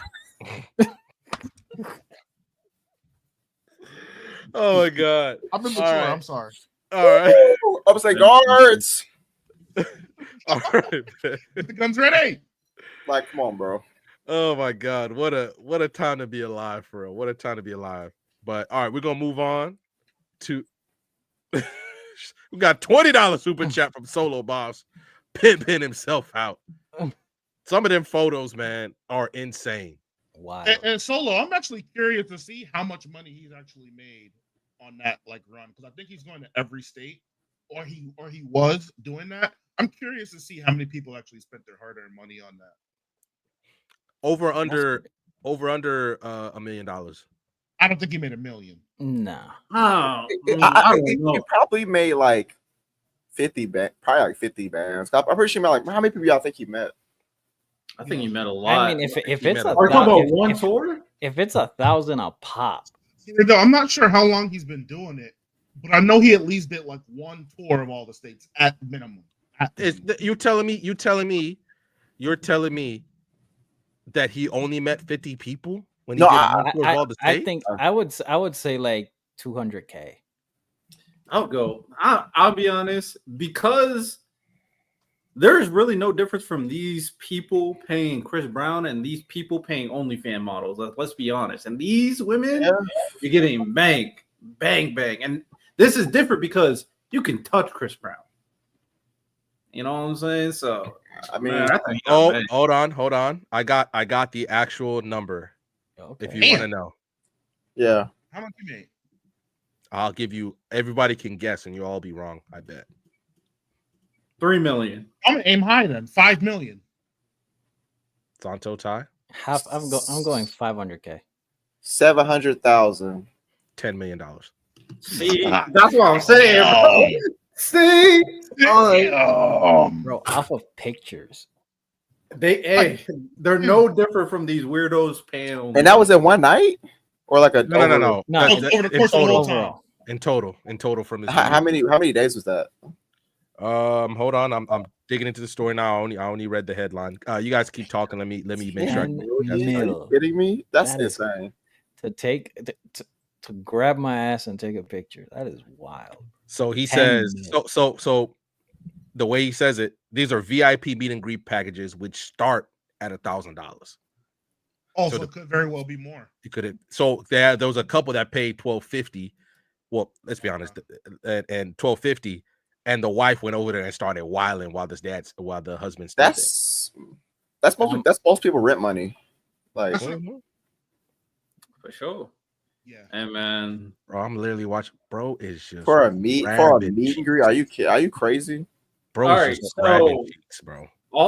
let's say everybody here, you may already or you may not. Let's say you have a girl No. or a No. wife. No. No. Oh, No. The answer is no, bro. I'm not No, gonna lie. no, I'm gonna be honest with you. If my wife or girlfriend even fixed their face to ask me something like that, there's something wrong with me. Like, I agree. Miles, if she respects you, she would never. That's what I'm saying. It's insane. There's no way you're asking me that. You're not gonna ask me that. let's make it super simple. Let's not go all the way to pay a K to take a picture of Chris Brown. Simple as she says, for my birthday, can you buy me tickets to go see Chris Brown? No. Are we going to the concert having fun, or is she trying to be VIP? Does she want the VIP She package? wants to go see Chris Brown. That's all you know. Sure, we could go to a Chris Brown concert. That's fine. We can go to the concert for sure. Okay.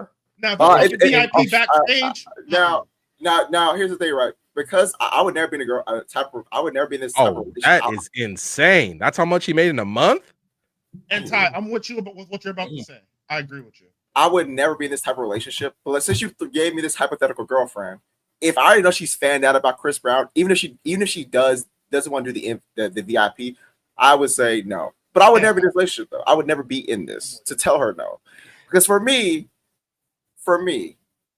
it is just you say, I really want to be with this guy, but I can't. So can you at least take me to go see the man I want to be with? Again, I never did a relationship, but you know, I would say no. But then I wouldn't say no because I would just be single. But you know, since you're telling me I have to be with this girl, I say no. Fuck it. Nobody have fun for your birthday. Now, real talk. Which one's worse? Because we're going to PF Chang's. Since you want to ask me dumb shit, now we're going to PF Chang's. Yeah. I don't think I can't remember the last time I went to PF Chang's. But real quick, which one's worse? Because Usher be walking in the crowd and bringing chocolate strawberries. I'm fighting strawberries to these women and have them act. I saw a girl when he pulled it back. I saw a girl fall over the barricade trying to. Random. I saw that video, and I'm going to say again, I would, like Ty just said, I would not be in a situation where my girl would behave like that at the concert. It just simply would not happen. It wouldn't happen. Not in my reality. I ain't gonna lie, bro. If that happened, like I'm have to like really look at myself in the mirror. Like, what about me made her feel like this was okay? I'm booking therapy that night. I'm like that. She must thought I was like a whole ass nigga because you know what it is. There's a guy out there that she would never do this to. Mm-hmm. There's someone out there. For example, if you talk to a girl and she texts you back like 3 days later, there's a guy out there she would never do that to. So she's choosing to do it to you, young man. I'm just telling you, just keep it in a band. Just keep it in a band. If our favorite celebrity hit her up, she would never reply slow, which means that someone out there she's willing to do this for. Just keep it in a band. I mean, there's two scenarios in that. Like so let's say you go to the Usher concert and he comes and approaches the person that you're with, your significant other, be it somebody that you're interested in, being in a potential partnership with. And she reacts that way. I'm walking out. I'm not even saying a word. I'm out because clearly you don't respect me. And two, the other situation would be, because I've also seen clips of this where Usher comes up to the person and the person would be like, nah, I'm good. And he continues. I'm snuffing somebody. I'm sorry. Yeah. All right. Last scenario. What would you do if someone, a celebrity, messaged your girl on Instagram and she replied to them? I'm breaking it. Wait, hold on. No, she didn't go like, oh man, I want you to. She just replied. They said, hey, and now they're just now having a conversation. Riddell, let me answer like this. Real quick. Flip it. The way I think, my girl will freak out if Megan Thee Stallion texted me and I responded back. She hit me up on Instagram and I responded back. She'd flip the fuck out. The only way I'll be okay with it is if, so let's say for sake of conversation, Megan Thee Stallion's she's trying to get to like the anime business and she sees my work and she wants to ask me about it or maybe make my thing happen. Then I'll be like that. If it's like a business thing, absolutely. Sure. Yeah, Like yeah. if my girl is a musician and he's like, oh yeah, I heard the song that I want to make a beat to this. Can we work together? Sure. Even that, I'm like, but that makes sense why you respond. I wouldn't be inherently, you feel me? But if it's just he said, hey, I'm like, oh yeah, nah, it's over. Damn, Sauce. Imagine this, God Christ. damn, Sauce. Yo, hold up. Sauce live a different life than all of us. Julio, Sauce got it, bro. Sauce got it, big dog. Hey, WX, she didn't say nothing. No, she didn't tell him. W. Oh, she didn't say She nothing didn't to tell you. him. She didn't tell him. Oh my god, bro. Oh, Wow. That's insane. But yeah, it has to be under specific circumstances, like Ty said. And even if it's a business opportunity, I got to be there. What are we talking about? yeah. Hell nah. What you mean you go into Chris Brown's studio to make a beat with him? Nah. No. Without me, nah. Or I mean, why can't you send the beat? Like we have Exactly. technology. We have technology. You dig what I'm saying? Yeah. No, we don't. No, okay. Cool. No, and then when he make the music video, we'll both be in that motherfucker. No, What we but talking about? it's not even that. It's let's say that does happen. Let's say the person that you're with, is in the music industry and whatnot, and she doesn't even tell you like, hey, come with me, I'm going to this studio with Chris Brown and whatnot, and just to feel safe, just that, because she is respecting you on that, and she's also thinking about safety and whatnot. If she doesn't even have a conversation with you about it and just think it's okay, like, nah, I'm good. That's insane. Yeah, we basically just talking about a bunch of scenarios in which we break up with our girl, pretty much. Yeah, that's insane. Hey man, to be fair, if the gender roles were reversed, they would break up with you too. So no, yeah. I don't feel bad about my boundaries because I know women will choose themselves every time. Every time. Mm-hmm. It is actually a misconception. Well, guys do it too, but I think that if I think that guys are more willing to pick their girl than the other way around. I just off of what I. So Todd, like to add to it, if two people are in a bad relationship, I feel like a guy is more willing to. Miles, you kind of cutting out. I feel like if two people were in a really bad relationship, I feel like a man would be more willing to tough it out than a woman. They'll hit that breaking point and move on way faster than a guy. Yeah, I mean that's just statistically true because women initiate divorce more often. So that's just statistically true. For sure. So I'm not trying to say nothing about women. I'm just saying women more often choose themselves. That's just a fact, You do. But, hey man. Wow. I didn't mean to turn this into a pseudo manosphere, aka red pill, but also we was just talking. That wasn't red pill at all. I'm just trying to turn that down right now. My bad. I said it wrong. I didn't mean to have a relationship talk on a podcast. I was just trying to talk about Pedro Pascal. And now all of a sudden we like, if my girl ever interact with Usher or Nelly or Chris Brown in a way that is unbecoming, we out. But we're gonna move on to the main topic of discussion. Where I said we had a little debate last week. Thank God we shut off because we was going to debate for another hour with me, and ironically Lani's not here. Where I said that Demon Slayer has the best anime adaptation of all time.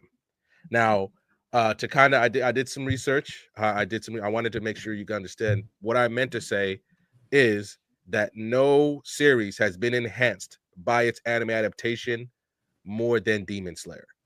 I'm talking about obviously from its art to its if the series has fights, its characters, the story, the themes, the music, its worldwide appeal, and even its impact, which is something that Lani really focused on last week.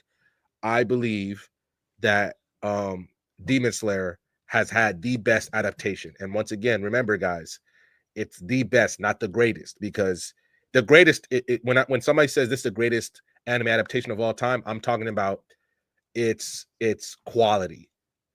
Full Metal Alchemist Brotherhood you could argue that because it's just a better anime adaptation, but it did not enhance the Full Metal Alchemist series the same way the Demon Slayer anime and like enhanced the Demon Slayer series. If you guys understand what I mean, that was what I was trying to say last week. Now, thoughts, fellas, and then I will bring up the the Excel sheet I made. Yeah, before you even had to explain, like I didn't say much last week, but I already agreed with you last week. I'm already there. Yeah. I do think Demon Slayer is the best anime adaptation, and I do think there's a difference between best anime adaptation versus best anime. Like, Yeah, I agree with you too. yeah. So Santo, you were a big proponent, or you were big. You did not agree with my take last week, and you brought a Full Metal Alchemist Brotherhood. Can you dive in a little bit on that, and then we can go from there. The reason I said Full Metal, and I tried looking it up, and I'm not sure if I have this on a good source or whatnot. But did the manga for Full Metal Alchemist, did it finish, or did the anime provide the ending for the story? It finished. It did finish. That's why people were so mad at the 03 anime and how it took that deviation near the end of it. Exactly. Yeah. So that's what I'm saying. Like, from FMA, the manga was very well rated. It's a great story from beginning to end. The anime adaptation in 03 kind of brought its popularity down. And then FMAB came out, and it's regarded as the greatest anime in history. So it literally, like, an anime adaptation actually came out and brought down its stocks. So where Brotherhood came in and propelled it to where it's ranked as the greatest anime of all time. That's why I have it over Demon Slayer. Like, it literally shot itself in the foot and healed itself and got better. So my retort to that is, I understand that, but Demon Slayer, the anime, has literally put Demon Slayer in talks that it absolutely does not belong in whatsoever. The fact that people are willing to have Demon Slayer in even AOT conversations, Full Metal Alchemist conversations, when we all have agreed, how many times have all of us fought back against that notion on this very podcast, where we're like, oh, and it's not just because the story is, the author did their best by making the story very consumable, even though there are things when you really look at the story where you're like, okay, for instance, the thing we brought up before, the government knows demons exist. They know they exist. The government in Japan knows, yet they do nothing to assist the Ubuyashiki family with helping the Demon Slayers fight. FMA Brotherhood would not let something like that, or Full Metal Alchemist would not let a story thing like that go to the wayside. Now, obviously, am I saying Full Metal Alchemist is perfect? No, but Full Metal Alchemist in almost every respect, other than the art in the manga, is better. You could honestly say it clears Demon Slayer. Better main character, better villains, better fight scenes. Even the theme is better. Like, you could argue all those against Demon Slayer. I think the fact that Demon Slayer has been propped up to such a degree where we're like, all right, guys, like, what are we doing here? Like, what are we doing here at all? That's my biggest argument against that. And let me get this going. And I get what you're saying, but my biggest comeback to that would be, like how you said, better story, better characters, great. All of that's great. The manga was great. But the 03 anime adaptation brought that stock down. Like, it was a detriment to itself. So when Brotherhood comes out, it literally has to pick up what it was self-inflicted. And it picked it up in such a way that it, again, best anime of all time conversation. So yes, Demon Slayer is doing great things for the story, for the anime, but we're not calling Demon Slayer is not on that level. I think you're proving my point, though. I also don't think the 03. Let me be very clear. The ending of 03 was trash. I hated all that stuff. Horrible. Yeah. It was disgusting. With Envy being their dad, and that was horrible. Yeah, and then he went to a different universe. Yeah, no, that was horrible. That was stupid. With that said, I think other than the like final act, I think a lot of people still thought it was good. Like it was a good anime. So I agree with that. I think like even if you want to kind of like general conversations with people, or if you want to use a metric like my anime list to see how people generally think, I think for the most part, it's not like it's Promised Neverland where people for season 2 everybody thinks it's trash. I think most people think it's good with a bad ending. So I don't think it's that as bad as you're making it seem. But my biggest thing here, the adaptation part. That's what I'm focused on.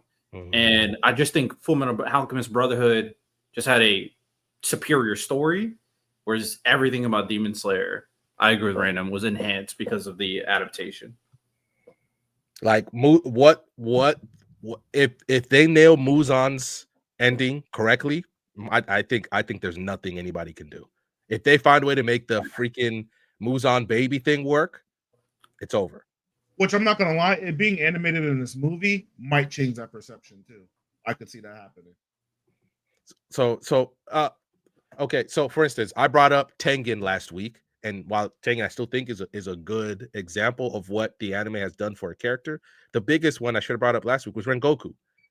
Miles, people were crying when Rengoku died. Like I we don't knew understand that why. dude like that. Yeah. Like Rengoku met Tanjiro right before the mission. Like or like met Tanjiro a few days before the mission when Rengoku was okay, like the rest of the Hashira except for Shinobu, with him getting killed by Sanemi, or with sending Tanjiro and Nezuko to their death. And now all of a sudden he fights somebody, and when you really break it down, like Miles said it, Akaza was just playing with him. And then Mugen Train becoming the success that it was. I think like that's the perfect example. The love that Rengoku has, where people got tats of him, they love him. People are crying in the movie theater for let's keep it a stack for a character who really don't matter, in the grand scheme of things.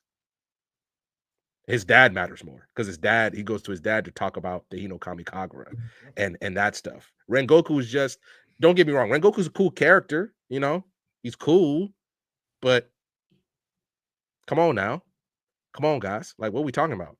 And so here's my list right now. I focused on art, story, characters, theme, music, fights, any kind of miscellaneous stuff. You guys believe that I should add any other categories? Let me know. And I also want to talk to you guys. I added obviously Demon Slayer and FMA Brotherhood as the contenders for this. Yeah. Do you guys want to add any other series to this? I believe Attack on Titan should be up there. Okay. I was gonna add that on there, but I want to talk to you guys first. Fate. Really? I mean, it's different because it's like a video game adaptation. Sure. But I mean, in terms of adaptation, not Stay Night. I would say Fate Zero. Okay. I would probably say Fate Zero. I'll jump off the cliff. Now that you brought it to the table, I'd say Stay Night. All of it, really. So we're gonna go just Fate itself. Yeah, because it went from a very obscure kind of niche thing with the visual novels and the games to like, I'm not going to call it super popular, but it's popular enough. It's a pretty recognizable name when you're talking anime. Yeah, and very impactful. Am I tripping for saying Hunter 2011? No. Even though it didn't finish, you still think it got its own ending. Yeah, I feel like All Mean Is That is the ending. Yeah, okay. I agree. Haikyuu. Okay, Fate. Because in terms of, even though like some people think, I personally like Kuroko more, mainly because I like basketball more. And then Santo would say something like Ace No Diamond, but none of them are as mainstream as Haikyuu. Yeah, true. And Haikyuu makes you feel things, man. What do you feel? Ty beat me to it. And man, you know what I'm saying? We don't know, Riddell. That's why he's asking you. We all played sports, you feel me? W pivot, Riddell. Yup. All right. Any other contenders? I don't want to say like new stuff, so that's why I'm not saying like Freeman or Don, but eventually I would say they would enter the conversation. Good adaptations. Let me think. Really good adaptations. Hmm. I mean, Oh, Helsing Ultimate. I low-key agree. Okay. Love that anime. One of my favorites.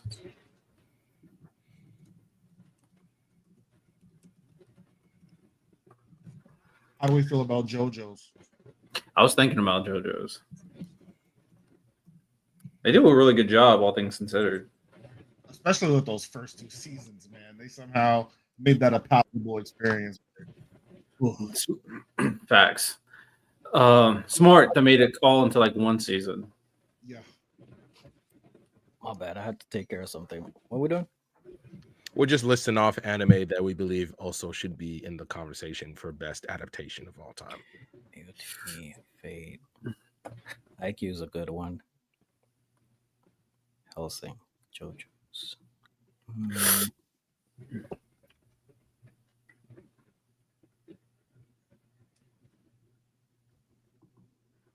All right, this is a little cheating, Sorry. but I feel like it should apply. 1,000-Year Blood War. It like in terms of adaptation enhancement. I agree. Yeah. Now, like Ty was saying before, y'all are gonna have to really sell the added content aspect of it. But if we're talking pure adaptation, animation, the music, it conveys pretty much everything in the manga, like wholeheartedly. So far. Wait, Thousand Blood Wars like it's like a separate anime? Basically, Kinda. I feel like it's like its own entity. The only reason why I'd say so, Ty, is because the original Bleach anime technically ended in 2015. Oh well, I guess so. I thought it was just season whatever. I mean, I guess. Wow, good pull, Riddell. Yo, no, Ty, that's why they call you a Bleach. No, I said good pull. No, I'm saying that's a good pull.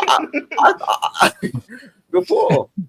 Hey, yeah, Lani got more receipts, man. No, I literally said good pull. I was actually being genuine. Lonnie, hey, Ty will never give Bleach. Like, it just seems like you always got a little dig for Bleach, man. I said good pull. I don't know what else you want me to say. Say it more genuinely then. No, I was like, damn, like it is. Like I was shocked. Like, oh yeah, wow, it is a separate anime. All right, big dog. Based on the ending that we just got, is it fair to say kaiju? Do you think kaiju would have the? Let's see more. Let's see more. Gotta kaiju see before we more. put that on that How do we list. feel about JJK? I think I gotta see adaptation. more. I think the adaptation is fire. Yeah, I'm trying to not pick anything that's like could fumble, like because if it has enough material, I feel like a lot of these have so much material, or at the very least, it's finished. So that's my thing. Because what I would do, I would. Wait, hold on a second. Now I need y'all to hear me. I don't want y'all to hear me. Y'all are you ready? Here we go. Does Thousand Year Blood War have more material than JJK? Who? Say that again. Does Thousand Year Blood War have more material than JJK? In context of like how much material that exists of 1,000-Year Blood War, it's almost finished. Whereas JJK has like 2 or 3 whole big arcs. I'll say this: I'm on the fence for JJK. Like, I'm good either way if it is or isn't. The Cullen games will sell me completely of it being over the top after that's done. Yeah, I think Cullen Games is a good marker for me. They could fumble. I doubt it. I doubt it too. I do. I doubt it. I doubt They it. They could though. If there's a will, there's a way. Them mangas has been. If they do that, that'd be a travesty. For sure. All right then. Any other ones before we get started? You know, I'll leave this close to my heart, even though I don't want it entering the list because I don't want it getting slandered. But the real ones know Megan Thomas should be on this list. So He's gonna say that bull. you know, we'll just let it be. We'll just let it be. Well, I said, Riddell, have you read the manga? Yeah. How much? You sure? You sure is I read crazy. the manga. Pinky promise you read the manga. I think Pinky you promise promise. I read the manga. This nigga be lying, bro. Yo, I read the first 100 chapters of Gintama. Woo! No, throw it on there. Actually, you know what? Fuck No, it. no. See, no. So what I did is like I watched a lot of it, and then once there was no more anime content, I read the rest. Oh, so you didn't read the beginning? Okay. I mean, that's what I do for all series. That's what I did for Naruto and Bleach as well. No, And One Piece. I'm just saying that the Gintama that I read is not the Gintama that you read. Fair. I don't know. To be fair, the beginning of the manga, I don't know if it's different than the anime. So Now, quick question for you guys, and it's not going to be on this list, but I wanted to ask you guys anyway. The One Piece remake. Oh, that's gonna be when that. Yeah, it'll be up there. Especially if they address the only complaint really in the One Piece anime, which is the pacing. yeah, It'll be up there. I agree. Yeah. All right, so now that we've done that, do we want to add any other categories from the few that I put up there in the bold? Characters, music, fights. What's that last one? Oh, music. Well, yeah, music twice, right? No, it's miscellaneous. Miscellaneous. How about miscellaneous stuff. Like I just thought I'd put it on there. If not, we can just delete it, or if we can replace that with something else. You know what? Eventually, will be on this list too. It needs more content, but Vinland Saga will eventually be here. I agree. To say that as well. Oh yeah. I have no enemies. That shit lived in people's brains forever. Look, I had no idea. Vinland had been out since like the 2000s, no? Like the early 2000s? Yeah. Because it's a monthly, right? It's a monthly. That's crazy. Might be right. I don't know. I remember that first season of Vinland, man. I was like, holy shit. Is this how we go? We're finna start? Man, it's one of the more unique ones where basically I say that it is the opposite of your typical shonen, where it's instead of a story about becoming X, Y, and Z, it's a narrative about redeeming who you are from who you became initially in like the prologue. Hey man, shout out Thorfinn, man. A goat. All right then. So no other categories are we gonna add to this? All right then. So let me zoom in and we're gonna keep it pushing then. Oh. Ooh, one more. There we go. All right then. So we're gonna start with the store. We're gonna start with the art. Obviously, I think this one's kind of unfair. But Ufotable. The way I look at Demon Slayer is that it's the perfect marriage. Ufotable only takes a few things, like only takes on a few projects at a time. They cook, and Miles, I went back because after we did that test with the movie Heaven's Feel, I went back and watched some of the big fights and did the pause thing that we did, where we would pause at random points in different fights, and we would just see, and every single frame was fire. Perfect clarity. Perfect clarity. Not the thing that Santo called it dirt. It's like dirty drawing, where in order to skip some aspects, like JJK did that with the Maharaga fight. We're not saying the Maharaga fight is bad, but for instance, imagine if Ufotable made that fight, Miles. Imagine if Ufotable made that fight. Best anime fight ever. Ever, no question. So that's where we're at, and I think Ufotable does that. Now, how do we feel about the art or the animation, so to speak, of these anime adaptations? Which one do you believe out of the ones that we have up here deserves to take that title? I don't feel like this should be a hot take. I'm a Ufotable glazer. I love Fate. I love Demon Slayer. I'm giving it to Attack on Titan. Okay. I think Attack on Titan's animation is super elite, especially like all of the ODM scenes. Now I'm not really high on like some of the CGI they do for like Bertolt Titan, for example, any of the colossal stuff.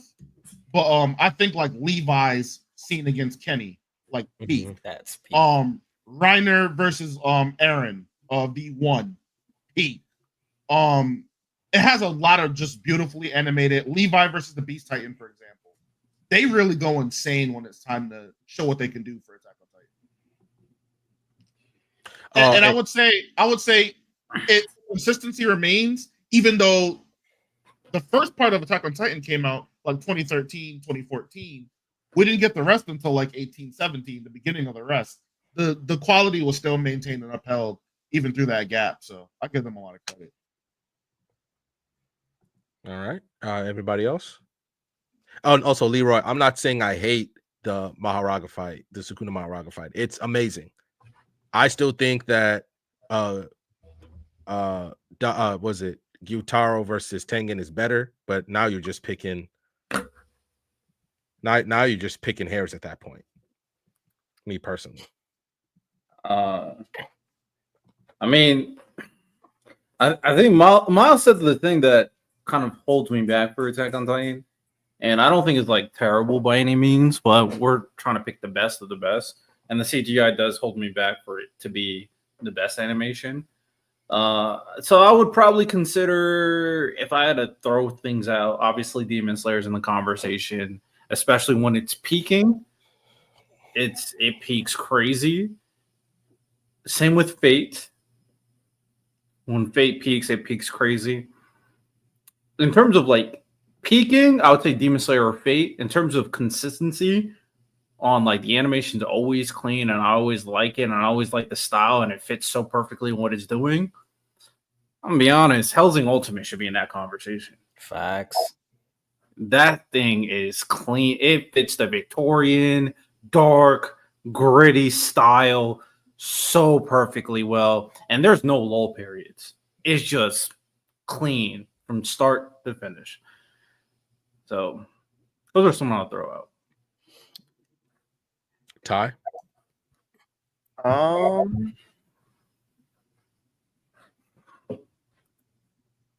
I'd probably say Demon Slayer. Yeah. See, I'm the same as Ty. I think Demon Slayer is also incredibly consistent. You can't tell me I just don't feel like you can tell me a point where the Demon Slayer art or animation is bad. Now, and I understand it's also the thing that I think also helps Demon Slayer stand out. It's its point in time that really never gets covered. It's the point between, like, I can't know the exact period, but Japan starting to open itself up to the world again.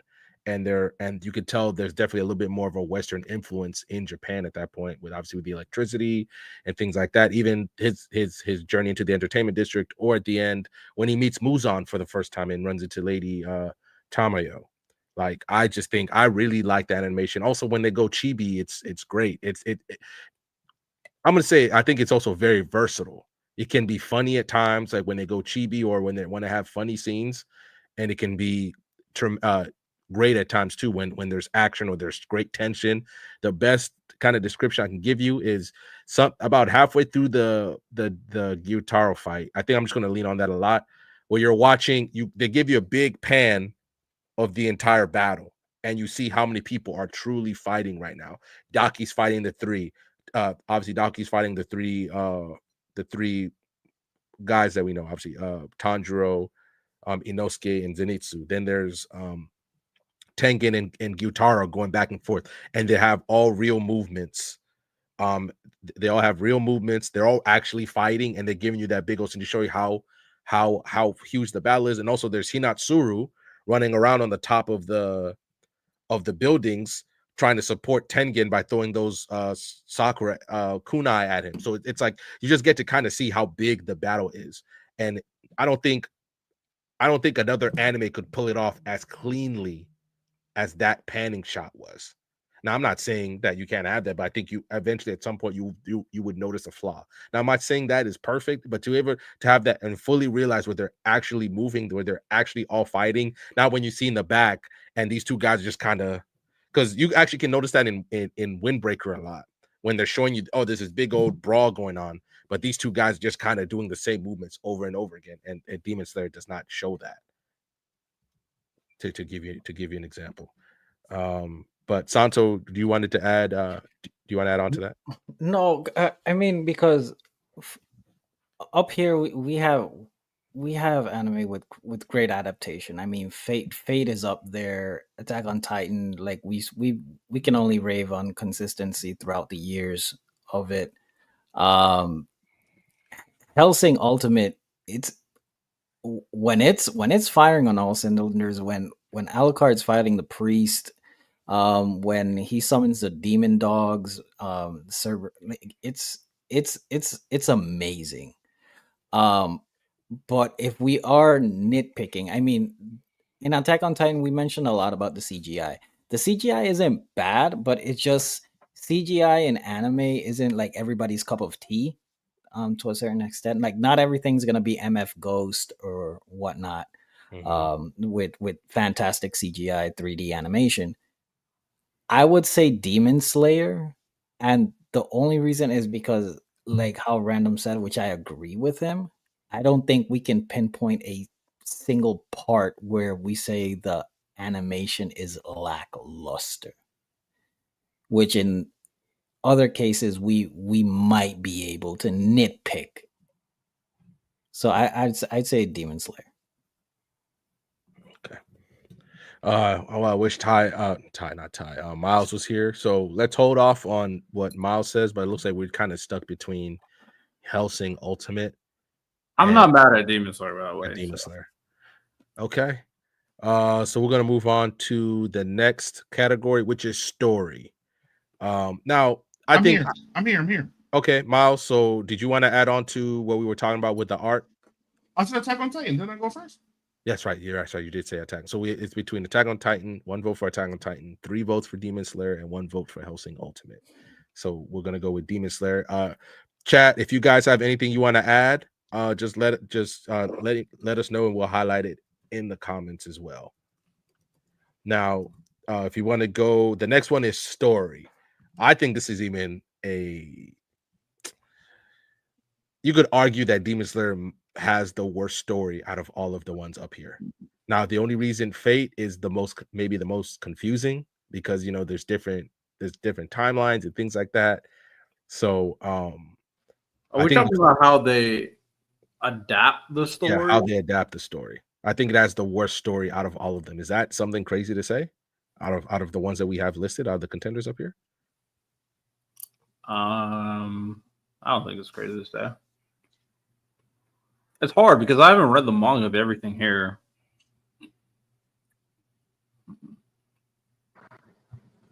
The only one I haven't seen is Bleach, so I'd have to rely on that. By default, I'm just going to say Attack on Titan. So,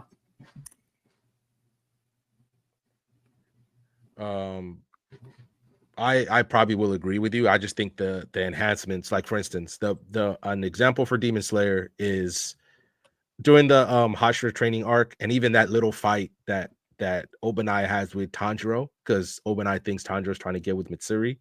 In the manga, it's like 2 panels, and they basically gave it an episode in the anime. But if you want to talk about the best adapted story, do you guys agree that it's Attack on Titan, or do you guys want to say something else? Because Attack on Titan did make one liberty in its anime, and it also did one thing in the anime that the manga didn't do. So Eren did not go on fire in the manga. That doesn't happen. The anime did it for some reason. And I think they changed a little with that Annie fight. I just don't remember. They also changed the narrative timeline a little bit, because I think the manga starts right from the future, and then the anime starts pretty much going from chronological order.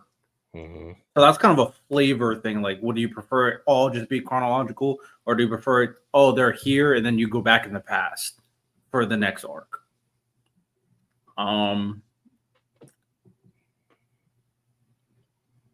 Annotation for the story. Give me Full Metal. I got Full Metal as well. Santo? I'll give that a third. Yeah, Full Metal. All right, then Full Metal is going to take it. Full Metal is going to take it. Let's go with FMA. All right, then. So characters. I think I went first last time. So who wants to start? Does this include like voice acting and stuff? Yeah. I'm giving it to AOT for this one. Oh, I'm cutting out. I'm giving it to AOT for this one. A scene that really stands out to me from memory, like as to how good its animated adaptation was, when Eren first finds out about Bertolt and Reiner, they did an amazing job of conveying that hurt. Like even the way they animated Eren's facial expressions, the way they had they gave Reiner and Bertolt that really deranged look with the art style they chose. They did a really good job, I'd say, across the board of just conveying all of the characters' emotions really, really well throughout the entirety of Attack on Titan. You feel everything in that show. Nah, I agree with that. But it's for me, it's either Full Metal or AOT. One of the two. I agree with Miles. I'm going to Attack on Titan. I mean, I might be. Well, not might be. I'm going to be. I'm giving it to Haikyuu. I was thinking Haikyuu Loki. If we're talking about voice acting and making you feel what's going on, Haikyuu, when it comes to whether it be a scream, whether it be a phrase, whatever, like they nail it with characters. I'm giving it to Haikyuu. Riddell, you also going Haikyuu? No, I'm going Attack on Titan, but Haikyuu is a good shout, strong shout for sure. All right, Attack on Titan. There we go. Now, I guess since I'm going to keep doing this and my vote doesn't matter, Demon Slayer, the how people regard a lot of these characters now, whether or not it's Rengoku's the clearest example. I know we talked about it. The fact that people feel the type way they feel about Rengoku is a clear example of how well Demon Slayer has enhanced at least the perception of these characters. Tengen, even his three wives, like people love him. People love him. But let's go on to the theme. So Ty, I actually want you to start with this first, so because you can probably give the best kind of also definition of this, because I feel like some people when they watch this will be a little confused. But which of the contenders do you believe adapts their theme the best? Adapts a theme the best. Okay, so that's a little different than which one has the best theme. Mm-hmm.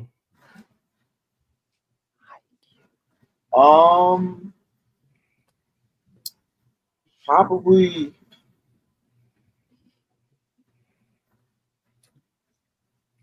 I don't know, man. It's I'm gonna say what I think the best thing. I don't really know. I think they all do it pretty well. I'll probably say Full Metal Alchemist because theme is just a message from a thematic argument, and I think that Full Metal's is because usually you have. I think that why I like Full Metal's theme so much is because usually a lot of themes tied to are very vague and tied to human experience, like what is value, what is freedom, what is connection. Mm-hmm. But I feel like the mad question of like what is equivalent exchange is usually a little bit more rare. Like the theme of what a connection is something you'll see in Shrek and Naruto. It's very common, which is nothing wrong with that. But I think the theme of what is equivalent exchange, I think that to me is just the most. I think probably one of the most unique ones because the Attack on Titan theme is what is freedom, just like One Piece is. Again, nothing wrong with that, but I think the uniqueness of Fullmetal's theme and how strong it is with the power system, the answer that Ed gets at the end, I think it's just the most unique and well executed in my opinion. I agree with Ty. It's hard to assess thematic adaptation unless you're arguing whether or not they include certain story bits or take out story bits. Should I change the question? How would you? I'm just asking. Did I ask the wrong question here? No, you didn't, but I think it's just hard to answer. The only way I can say that you don't adapt the theme well is if the message isn't clear the way it was before, which I don't think it's these. You know what I'm saying? Okay. Yeah, I agree. Okay. I got you. That's why I said I think the best thing I'll try to say Full Metal for me is. All right. Riddell? Yeah, I would agree. Full Metal. Although the theme I like the most is Attack on Titan. Okay. Because of especially how it relates to current humanity. I think it's very potent. However, Full Metal, you can articulate or visualize so many different moments in the series that outlines the aspect of equivalent exchange and sacrifice versus getting something. So I'll go Full Metal. Okay. All right. Santo. I mean, it's kind of hard to argue the uniqueness of FMAV, but I'm gonna say it again. I'm gonna go Haikyuu. Real.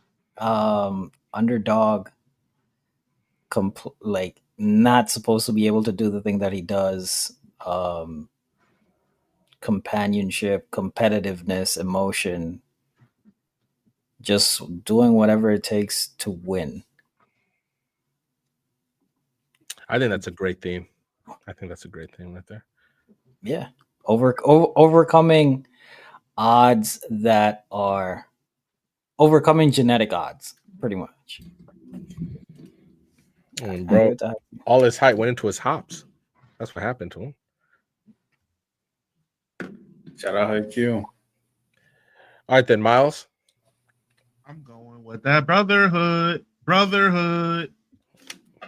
All right then. So Full Metal Alchemist with the theme. So let's go on. Let's move on to music. Santo, we're gonna start with you. You are the you. Obviously, it's you and Miles are the big music heads here. But let's start with you, Santo. I'm going Attack on Titan, and I'm not even looking at anything else. I'm with you, but I'm not with you.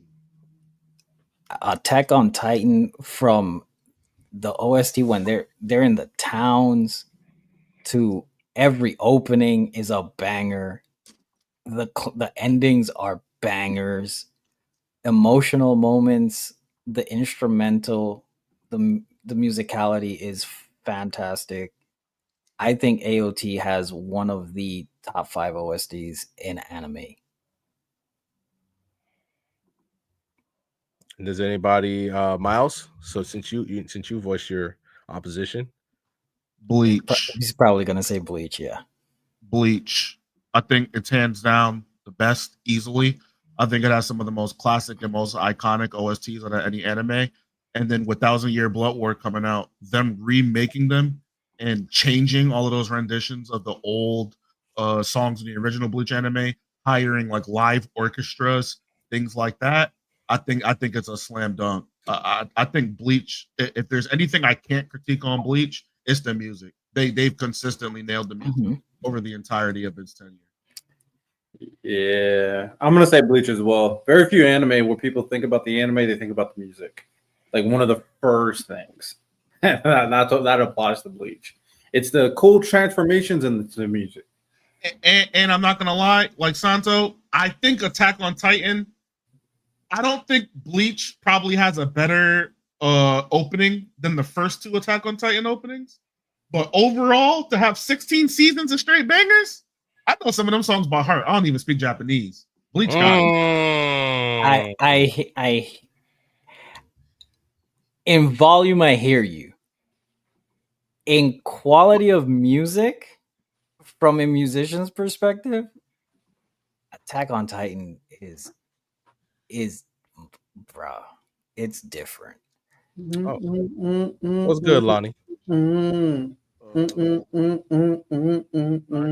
It's close. Like Attack on Titan has like I would probably go second for Attack on Titan, but the OSTs, the openings, even some of the endings for Bleach, iconic. Like Okiyara, like you can just like as soon as like you say the name, like you just hear in the back like Okiyara's theme music, Aizen's theme music, even like Yuha's now and stuff like that. Like it's just like they come out and it's like so like each part, everyone's like every major character is like opening, like it's like a memorable, like it's a memorable tune. So yeah, I'm going Bleach. The song that plays when somebody's getting bodied, the piano. They're just getting smoked. You hear the piano playing. Like Cook, man. All right then.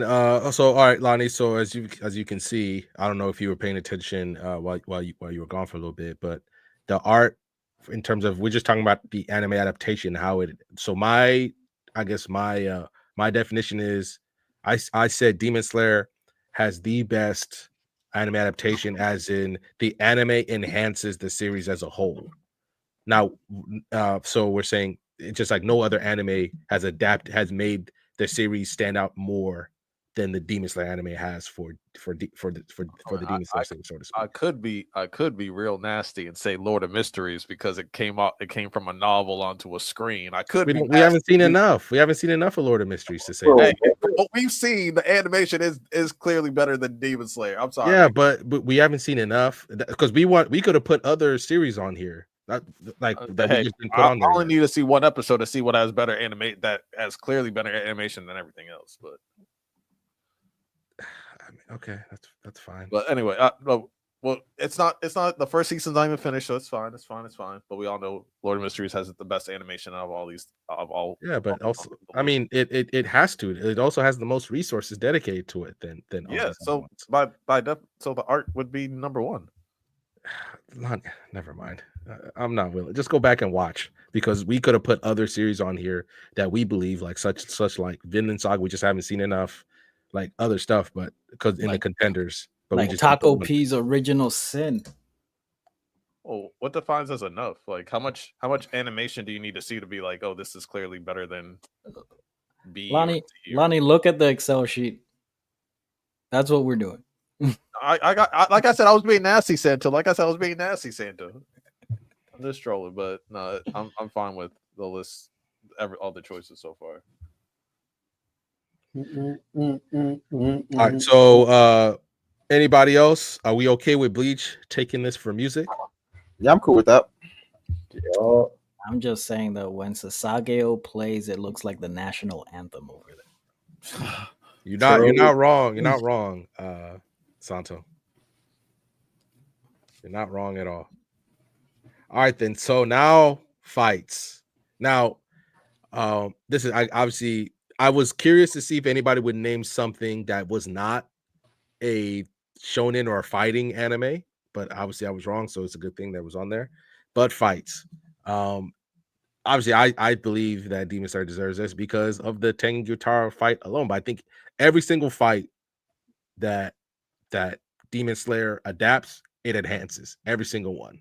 Even some that they just straight up give you or make up for or made up or anime only because they just needed either to fill time or to just kind of show you Tanjiro's increasing skill. Like when he went on that one at the start of season 3 by himself, and he fought that demon for like the first half of or the first beginning part of that episode before he went to the Hashira training arc. Obviously, Tengen Gyutaro speaks for itself, but which anime do you believe has adapted its fights the best? And Lonnie, we'll start with you. Fate.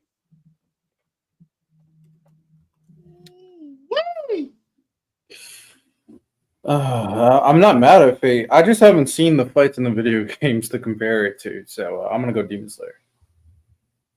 That's the thing, Riddell. There's nothing to look at. There's no fights in the video games. No. They're like visual novels, aren't they? So that's Fate. The video So games Fate are visual novels, so you click what happens in the fight, but you don't see it. So Fate wins by default. Wait, so do they show like? You said Riddell. do they show like a panel though? Riddell, Yeah. you get a screen of text, brother. And you said live with that. novel. Okay, when you say visual novel, I'm thinking like a graphic novel. Yeah, the VNs are the visual novels are the games. It's literally just it's a bunch of trees that interconnect the story, and you just pick the events that happen. The most they'll show you is like, let's say we're talking about Lancer, he'll be off to the side posing, looking badass, but they don't actually fight. Nah. Wow. Damn. Yeah.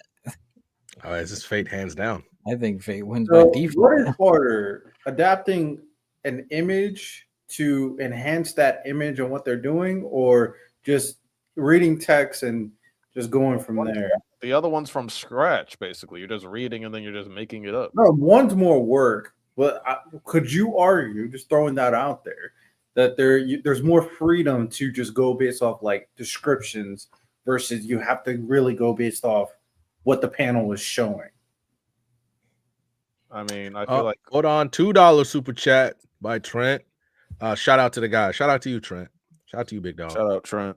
I feel like having a physical reference and be able to still, like, no matter what work you do, you still have that core reference to carry your work. I think that makes it easier than just having a bunch of words and trying to express those words into a different form of art.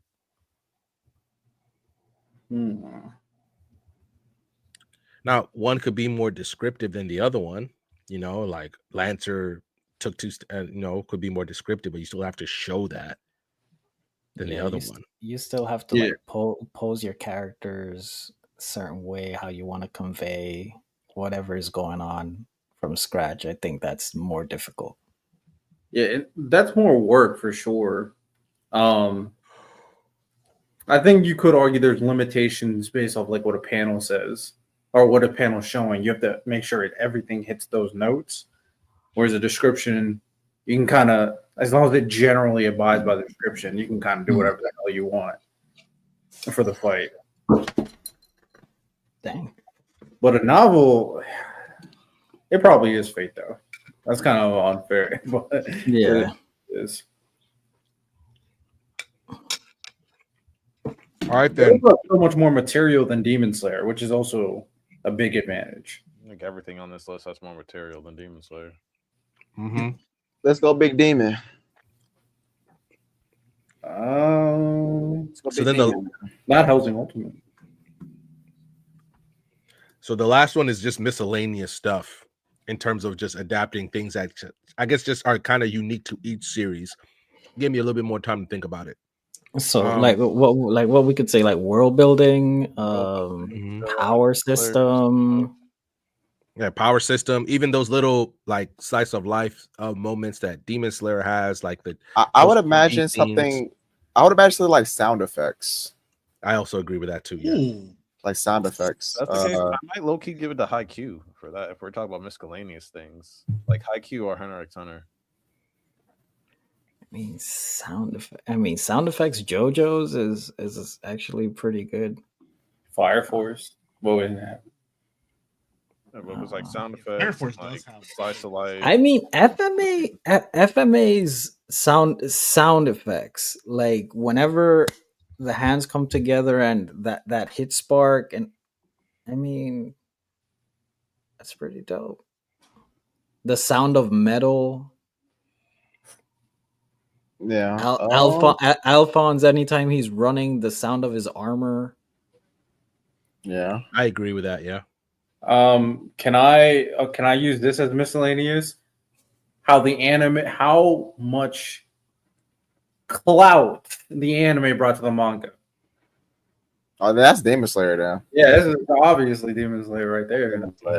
I forgot to add miscellaneous one right there. I was say it had the greatest. It sold the most manga in a year, like ever. Like One Piece sold 39 million in a year. Demon Slayer sold 80 in a year. Post anime, so it's not even close.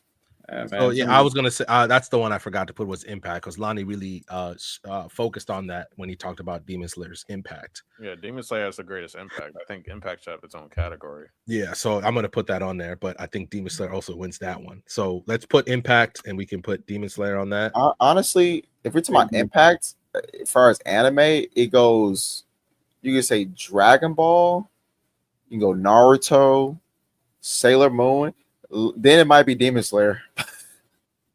It might be Demon Slayer 4, bro. I think eventually it'll be One Piece will enter it. And so I think as time goes on, One Piece will be over all these series. Well, honestly, I might put One Piece. Yeah, I mean, you know what? I should do that same thing I did with Demon Slayer. Like once the anime One Piece came out, what happened? Let me see. You should look up different periods where it was like really impacted the internet. Yeah, true, but I can't go back that far. Now, so I brought up Lani while you were gone. I brought up the One Piece remake. I think the One Piece remake is going to change things once that's out, because now I think that's what's going to take the title from Demon Slayer. But other than that, I just don't see anything else right now. Santo is restarting his laptop. I don't know what else would be miscellaneous. Mm-hmm.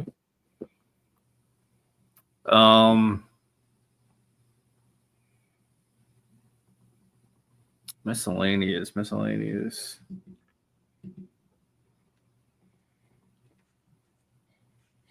Hey man, not a lot of series makes pretend powers like Demon Slayer does. Yeah, I know people. Everybody think that they were actually using elemental abilities when they were swinging. Yeah, people were crushed when the author said that those weren't real.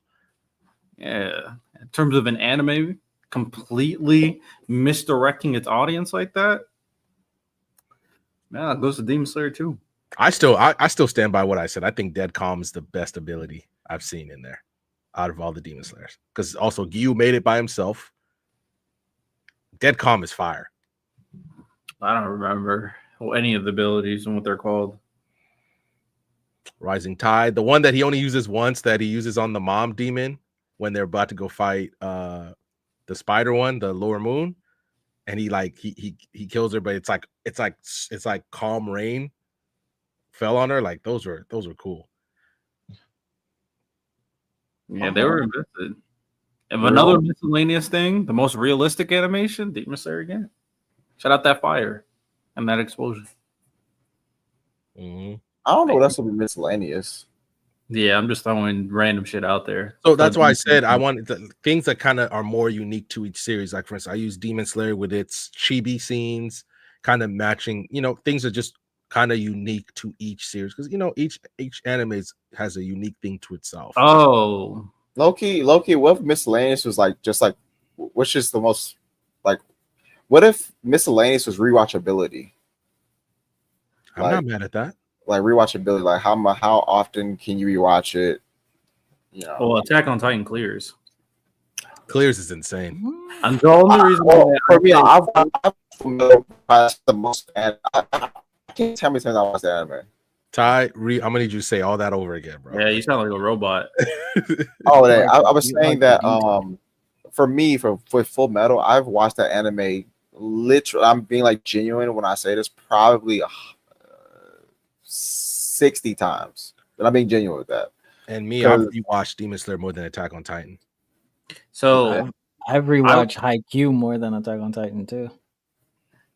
No, I mean that's all fine. My thing is, I also watch FMA more than Attack on Titan, and that's because I want to just experience Attack on Titan again because of the foreshadowing Attack on Titan provides. When I started rereading it, it was better with the reread. It's kind of like Inception when you get to really see what is truly going on the second time. There's nothing like that right now, other than maybe One Piece. But One Piece is way too long, so I don't even know about One Piece. I will say that the second watch through of Attack on Titan, I think it's more enjoyable than any one on this list. Yeah, that's what I was saying. So I'm with you. I feel that. Okay. Everybody else, Lani, you're muted. I'd probably lean Attack on Titan. If I'm just thinking about miscellaneous things for animes, then I'd probably either lead Attack on Titan. I'd probably go Attack on Titan, Haikyuu, Hunter x Hunter. I mean, I was rewatching season 2 of Demon Slayer a lot, but then just rewatching the whole series is pretty cool for me. I'm gonna go Haikyuu. Miles, if he's there or still alive. Oh, I was muted. I'm going Brotherhood. For miscellaneous. If we're going on the rewatchability point, it's probably the only one I've rewatched in its entirety. Wow, how about that? That's not. I'll join you with the high Q, so we have 2 votes for something else.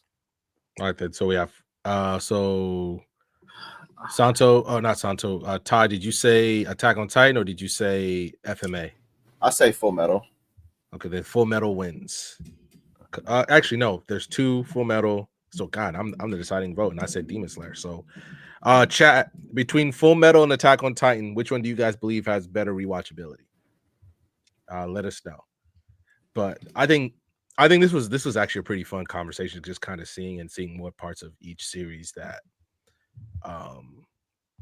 what part of each series that just kind of stick out to us, because in a few years we could do this topic again, and then like we could add Reezy said FMA, so FMA is gonna win. But we could put Vinland Saga on this list, a One Piece remake on this list, maybe a Frieren JJK. on this list, JJK on this list. And man, if there was the source material, that motherfucking 2BRX would be on To be Hero X. I'm with you. That shit goated, man. That That shit shit's fire. real good. That shit's really good. Question: Would Black Clover ever make a list like this? Yeah, I think it could. An adaptation list? No. No. I don't do that. Hey, if the new season comes out super strong, because I think like this season, in terms of watchability, in terms like for anime, this could be their best anime season if they do it right. I think it could be. Fair, actually. After the Elf Arc's time skip, like in that period, once that time skip started, they were adding material. They added a filler arc, and then the animation was really good, especially like the Asta versus and Yami versus Dante fight. So the hype moments coming up and everything like that, I think like if they have the right animation and like they have their music right and everything like that, this could be like their best animated season. But the first couple arcs were just mid, bro. Like they were not good animation. That Dante versus Magna fight could fucking feed families, man. True. It's like it's kind of like the One Piece, right? Because like One Piece has really good animation right now, but in the beginning it wasn't like top tier animation by any means. That's kind of how I'm thinking about Black Clover. Okay. All right. This is our kind of list. In terms of what we believe each what is the best anime adaptation of these specific categories. Let me make sure I get on there. We said it was Full Metal, so FMA technically takes it if you want to go with the best adaptation. So shout out to you, Santo. But Santo, we were right. But I still believe, especially once these Demon Slayer movies are done, man, people are gonna be talking about Demon Slayer in a way where I'm be like, look, man, I love Demon Slayer, but I'm gonna have to fucking stop you motherfuckers for saying that it belongs in a conversation with like Attack on Titan, Vinland Saga. It does not belong there. We're gonna have to keep having those conversations. And I think that just shows you how much the anime adaptation has enhanced the series, because we all know it's a mid story. But we're just gonna have to talk about that. But this was actually a pretty good conversation. I would maybe in a few years we could come back and revisit, especially once all the 3 movies are done. But boy, I can't wait to watch that, because if that movie is fire, I'm gonna walk right back in there. I'm like, some of y'all motherfuckers was capping.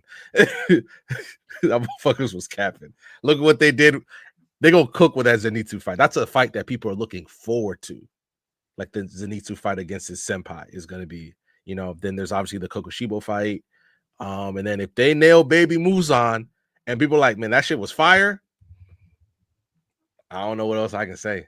You're right, bro. I don't think my opinion on Demon Slayer is going to change at all, even after these movies come out, because we all know like the movies are going to be amazing. We all know that movies are going to be S tier, and it's going to be like some of the best animation we've ever seen. But see, that's the thing. People are just focusing on the animation when it's more than that. Is it though? Yes. Like I don't think it's gonna move up the movies aren't gonna move Demon Slayer up my rankings. Nope, I'm not saying that. I'm not saying that at all. The reason I'm saying is because I guess I don't hold it to the emotional I don't have that emotional attachment to these characters as I do other series. Same, Santo. So for me, it's always gonna be an amazing watch. Like, oh, that's cool.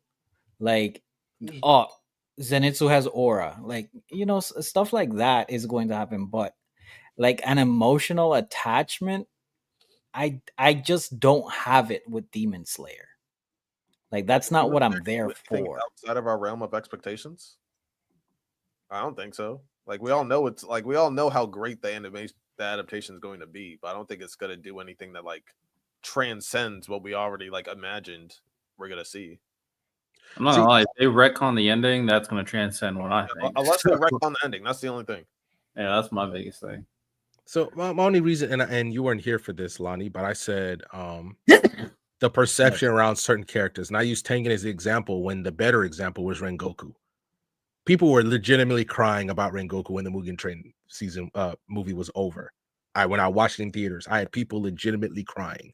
And Rengoku, in the grand scheme of things, does not really matter. Well, he might be the like Rengoku in the manga. Huh?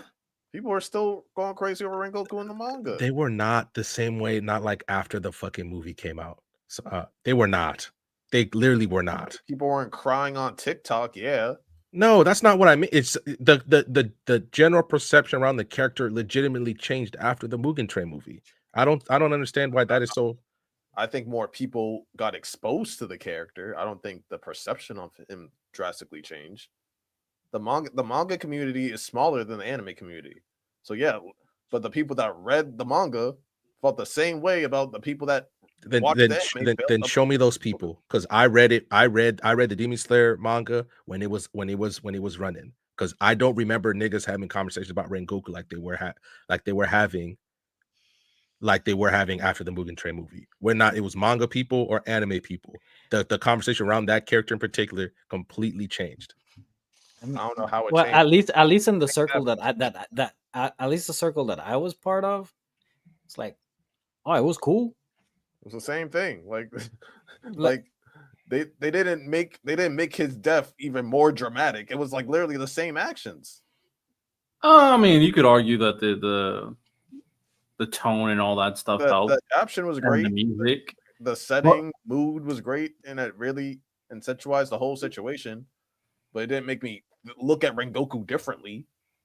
Oh, that's fine. But it's also, I think, random trying to appeal to the casuals, and exposure matters too, right?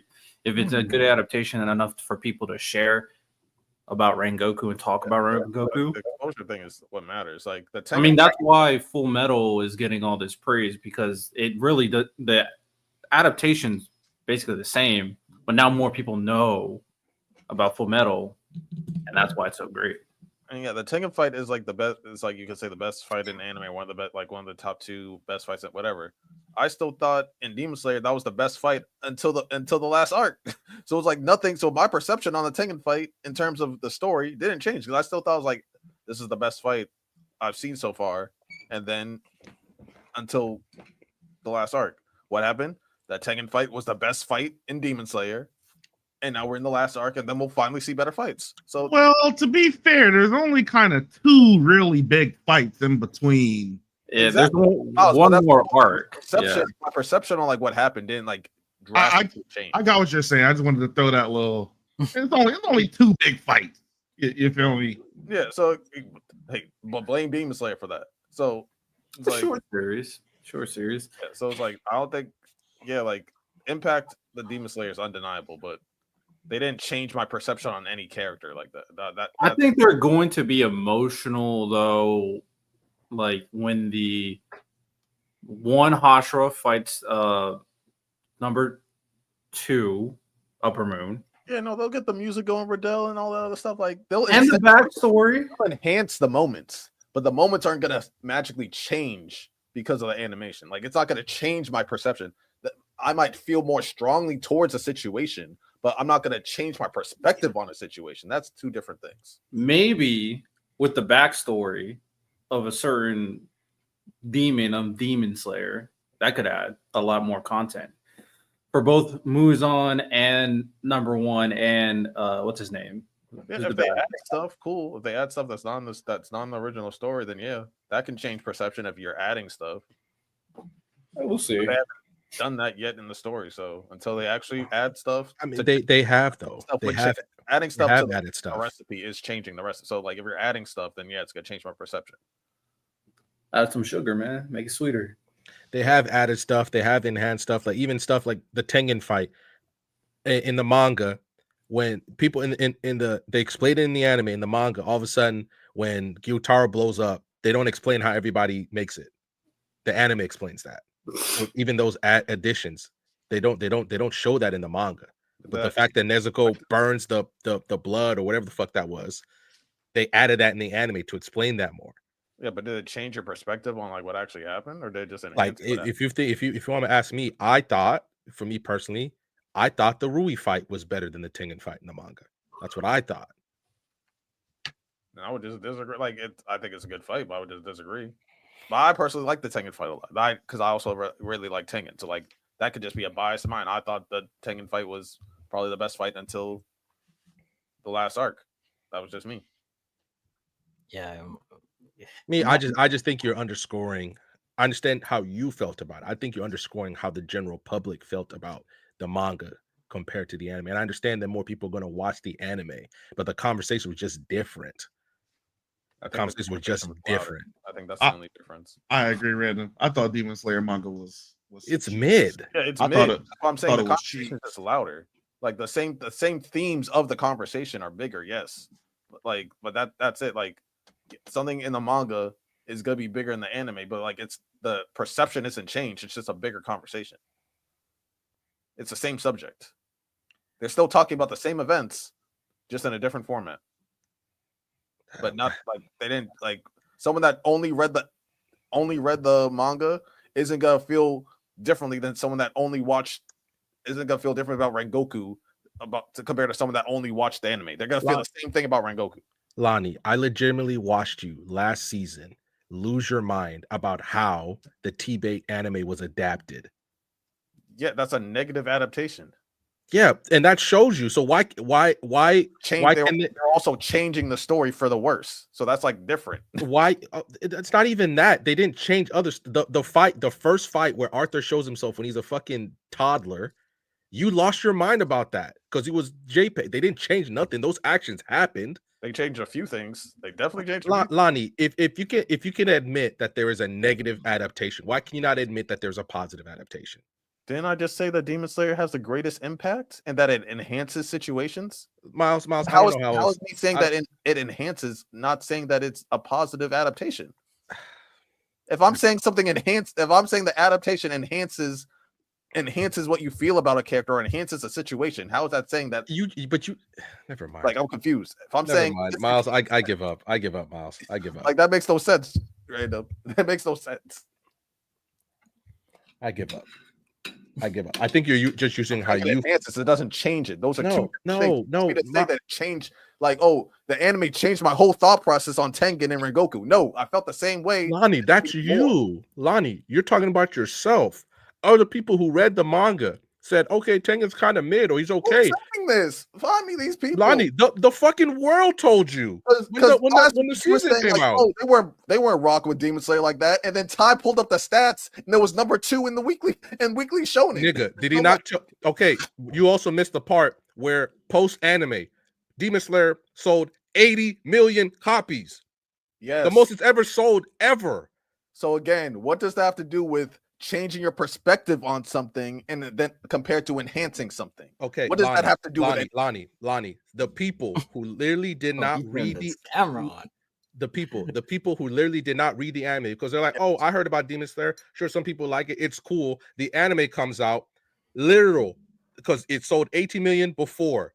You almost hit that by 5 times. People who literally, whether or not they thought about a character or all that, people were crying just because those. Lonnie, enhancing a situation. No, Lonnie, it also changed how people looked at the story. The numbers literally tell you that. They're telling me that they enhance the product. No, it's telling you that, Lonnie, it's literally telling you let's not pretend just because it sold well that there are people who also heard it and didn't want to fucking read it or watch it. The What does that CD have to do with enhancing Lonnie, versus changing? Lonnie, I'm so confused. What you're saying does trying not to- correlate with what I'm saying. I'm trying to explain it to you. You keep cutting me off. The numbers legitimately tell you that people, whether or not, because it sold well in Japan, okay? Which means just because it sold well in Japan, it also means word of mouth in Japan was strong. After anime, people in Japan who's heard of it literally picked up and changed their perception of the goddamn story because they didn't want to read it. The fact that it sold 18 million before, after anime, it sold 80. That's like 4 fucking times more. It changed their perception of the series.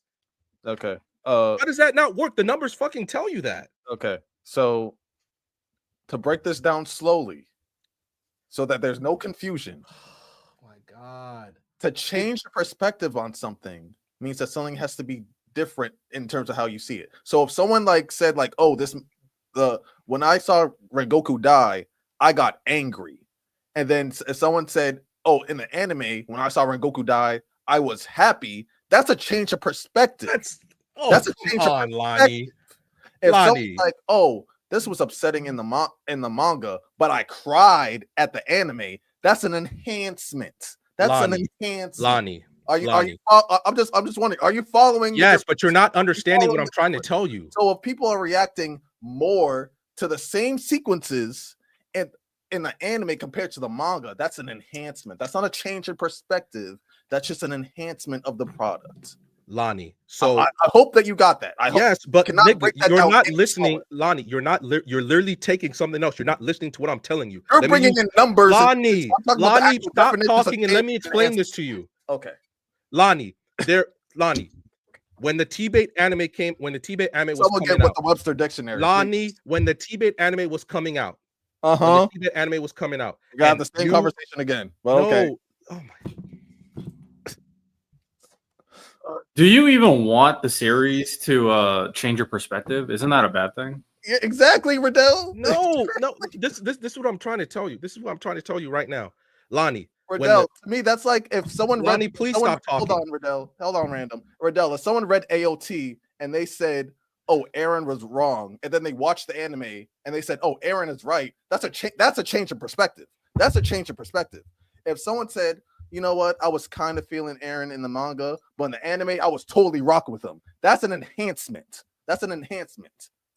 That's the only reason why I asked that is I just don't know what we're debating. No, this is what I'm trying. No. This is what I'm trying to tell. This is what I'm on the same page with Riddell. This is what I'm trying to. This is what I'm trying to tell him because he's only focusing on one person. Lonnie, when the T-Bait anime, Lonnie, please stop talking, please. When the T-Bait anime was coming out, and people like you who are big fans of it said, "Hey, bro, you need to watch this. The anime is going to be fire." This because this is what you're trying to get. You're trying to get new fans into the series. So they watch the anime that came out. And then know what they tell you? No, this shit was trash. Did that not just change your perspective on the series? Yes, it did. Because now people think it's bad.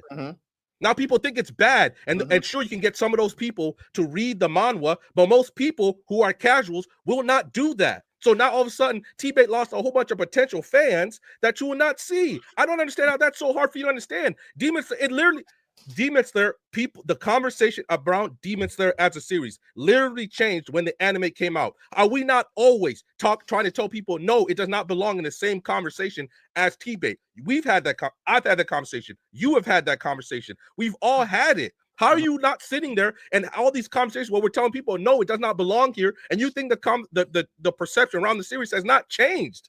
All right, can I rebuttal? All right, so to give an actual clear example of how the change of perspective happened in T-Bait, I'll give a clear example for a scene. So when Arthur goes to go find a new sword, his neighbor comes in, and in the manhwa, he realizes like, oh, I need to have a conversation with her because her dad has access to things that I want and things like that. So he's using like his wits, his charisma and stuff like that to manipulate the situation to get what he wants. In the anime, none of that happens. In the anime, the girl is complaining that she wants to be a mage, and so she's whining and she's basically like batting her eyes at him to get what she wants. So that's a change of perspective, because in the anime, a girl basically cries her way into getting what she wants. In the manga, in the manhwa, he uses his prior knowledge and to manipulate her into getting what he wants. That's a change in perspective. Now, now that's not an enhancement, that's a change in perspective. So when you're saying like, oh, why are we complaining about things happening in T-bait, what is a negative adaptation? Because they're changing the perspective of things happening in T-bait, and it's upsetting the core audience. That they're not enhancing or dehancing it, they're changing things in the story and changing things in the story that are upsetting us. Like how they basically, for people that haven't watched T-bait, think of like if Dumbledore just didn't show up when he was supposed to show up. They did that in the anime. That's changing the story. That would piss off people that watch Harry Potter if Dumbledore just didn't show up. That's changing the perspective. So yes, T-bait has the greatest not T-bait, Demon Slayer has the greatest impact. They did not change the perspective on any part of their story. They enhanced their story in multiple ways, better than any other anime in history. They enhanced their story better than anybody. They did not change their story. They enhanced their story. I don't know how that's hard to process. I don't know how that's hard to see. You can see in the art, their art is better. Their characters feel better. Everything is expressed better. It is an upgrade. It's not a change. It's just an upgrade. I don't know why this is difficult. Random might be crashing out a little bit. He wants me to just not agree with crashing nothing. out. I don't understand. I Really? do. I'm not crashing out. Should we real quick? Should we do Santo's rankings and then wrap it up? We're about to because I know what the disconnect is here, Riddell.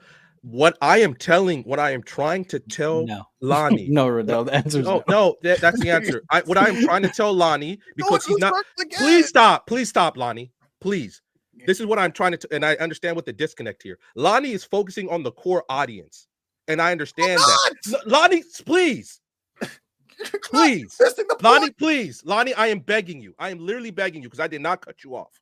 I'm literally begging you. I am telling you this because you are only focusing on one act. I agree with you on what you're saying, but this is what I'm trying to tell you. When you build an anime, you are saying that it's popular enough to make it because another purpose of an anime is that you're trying to get new fans. When you're trying to get new, yes, it is, because literally, was most great adaptations, the series becomes more popular with great. Is that not true, Riddell? Is that not true? Did Attack on Titan not become more popular because it also had a great adaptation? Yep, I did. So this is what I'm trying to, because he's legitimately not listening to me. I understand what you're talking about when they change the story, but when a new fan, which is what I have been focusing on, when somebody new comes up and they want to watch Demon Slayer, and when somebody like me is like, oh, you should watch the anime, even though we can all tell you, hey, the story itself is mid, but the anime is really good. Okay, and then that person's gonna watch it. And then all of a sudden they're going to be like, "Oh my God, this is one of the best things I've ever seen." And that how many, Lani, have you not? Can you admit this? Once the Demon Slayer anime came out, Demon Slayer was being put in AOT conversations. Can you not admit that? He's muted. I can't hear him. Muted. You're he's literally muted. It's like he's not listening. Oh, I think. I'm sorry. What does that have to do with the conversation we were having versus enhancement? Once again, because for some reason you're not listening. Random, Lani, please stop talking, and I will answer your question. Please stop talking. That's what's blowing me. He's describing something getting enhanced, but he's saying it's a change. No. Right, listen. Random. Can I guess what you're trying to say? So are you? Tell him. So it seems like Lonnie's talking about in his words, the perspective of the narrative of the story is not changing from the manga to the anime, but Random is talking about the perspective of the quality of the series. Yes, changing. That's all I've been talking to you about. Yeah, the quality of the story. That's all I've been talking to you about this whole time. It's enhanced, and he's saying literally agreeing with me. No, I am not. You are focusing on the wrong thing that I'm talking to you about. The perception of the story was literally. I'm saying the perception of the story was literally changed. They go from mid to the greatest thing they ever seen. This is kind of like enhanced. What? Like So semantic, describing? bro. You're literally agreeing with me, Ray. No, I am not. You are focusing on the story itself. I'm focusing on how the series is looked at by other people. That's what I'm focusing on. Got enhanced. No, oh my God, just go. Santo, do your list, because now we're wasting time because you legitimately refuse to look at my perspective. That's why I'm getting fucking mad right now. 20 minutes. That's why I'm getting mad. Nigga, well, we're not having AOT conversations with Demon Slayer. Yes or no? Yes or no, Lani? Yes. Yes or no? Yes. It does not belong there. We all agree with that. For some reason, you're focused on the fucking story when I'm talking about how the series is being looked at by people. Yes. That's what I'm focusing on. That's why I get so fucking mad at you right now, because you always do this shit. It's still not a change of perspective. Yes, it is. Okay. Yes, it literally is. AOT's a mid-story, and no, not AOT. Demon Slayer is a mid-story, and niggas are trying to put it in the greatest all-time conversations. That's a change in perspective. If all of a sudden Isaiah Thomas has a good playoff run, and niggas are trying to say he's the greatest basketball player of all time, that's a change in perspective. What the fuck are we talking about here? What the fuck are we doing? It's not a change of perspective, Lani. Ladies and gentlemen, this was episode number 88 of the Black Sensei Society. Another successful podcast episode. If you guys want to follow us for amazing content, you guys can hit us up on our link tree. Oh my God! You can join our Discord. You can join our Patreon. I don't understand how you appreciate you guys. And with all that being said, much love and stay blessed. Nigga, you understood what I was saying the whole time. Great evening. You were agreeing with me the whole time.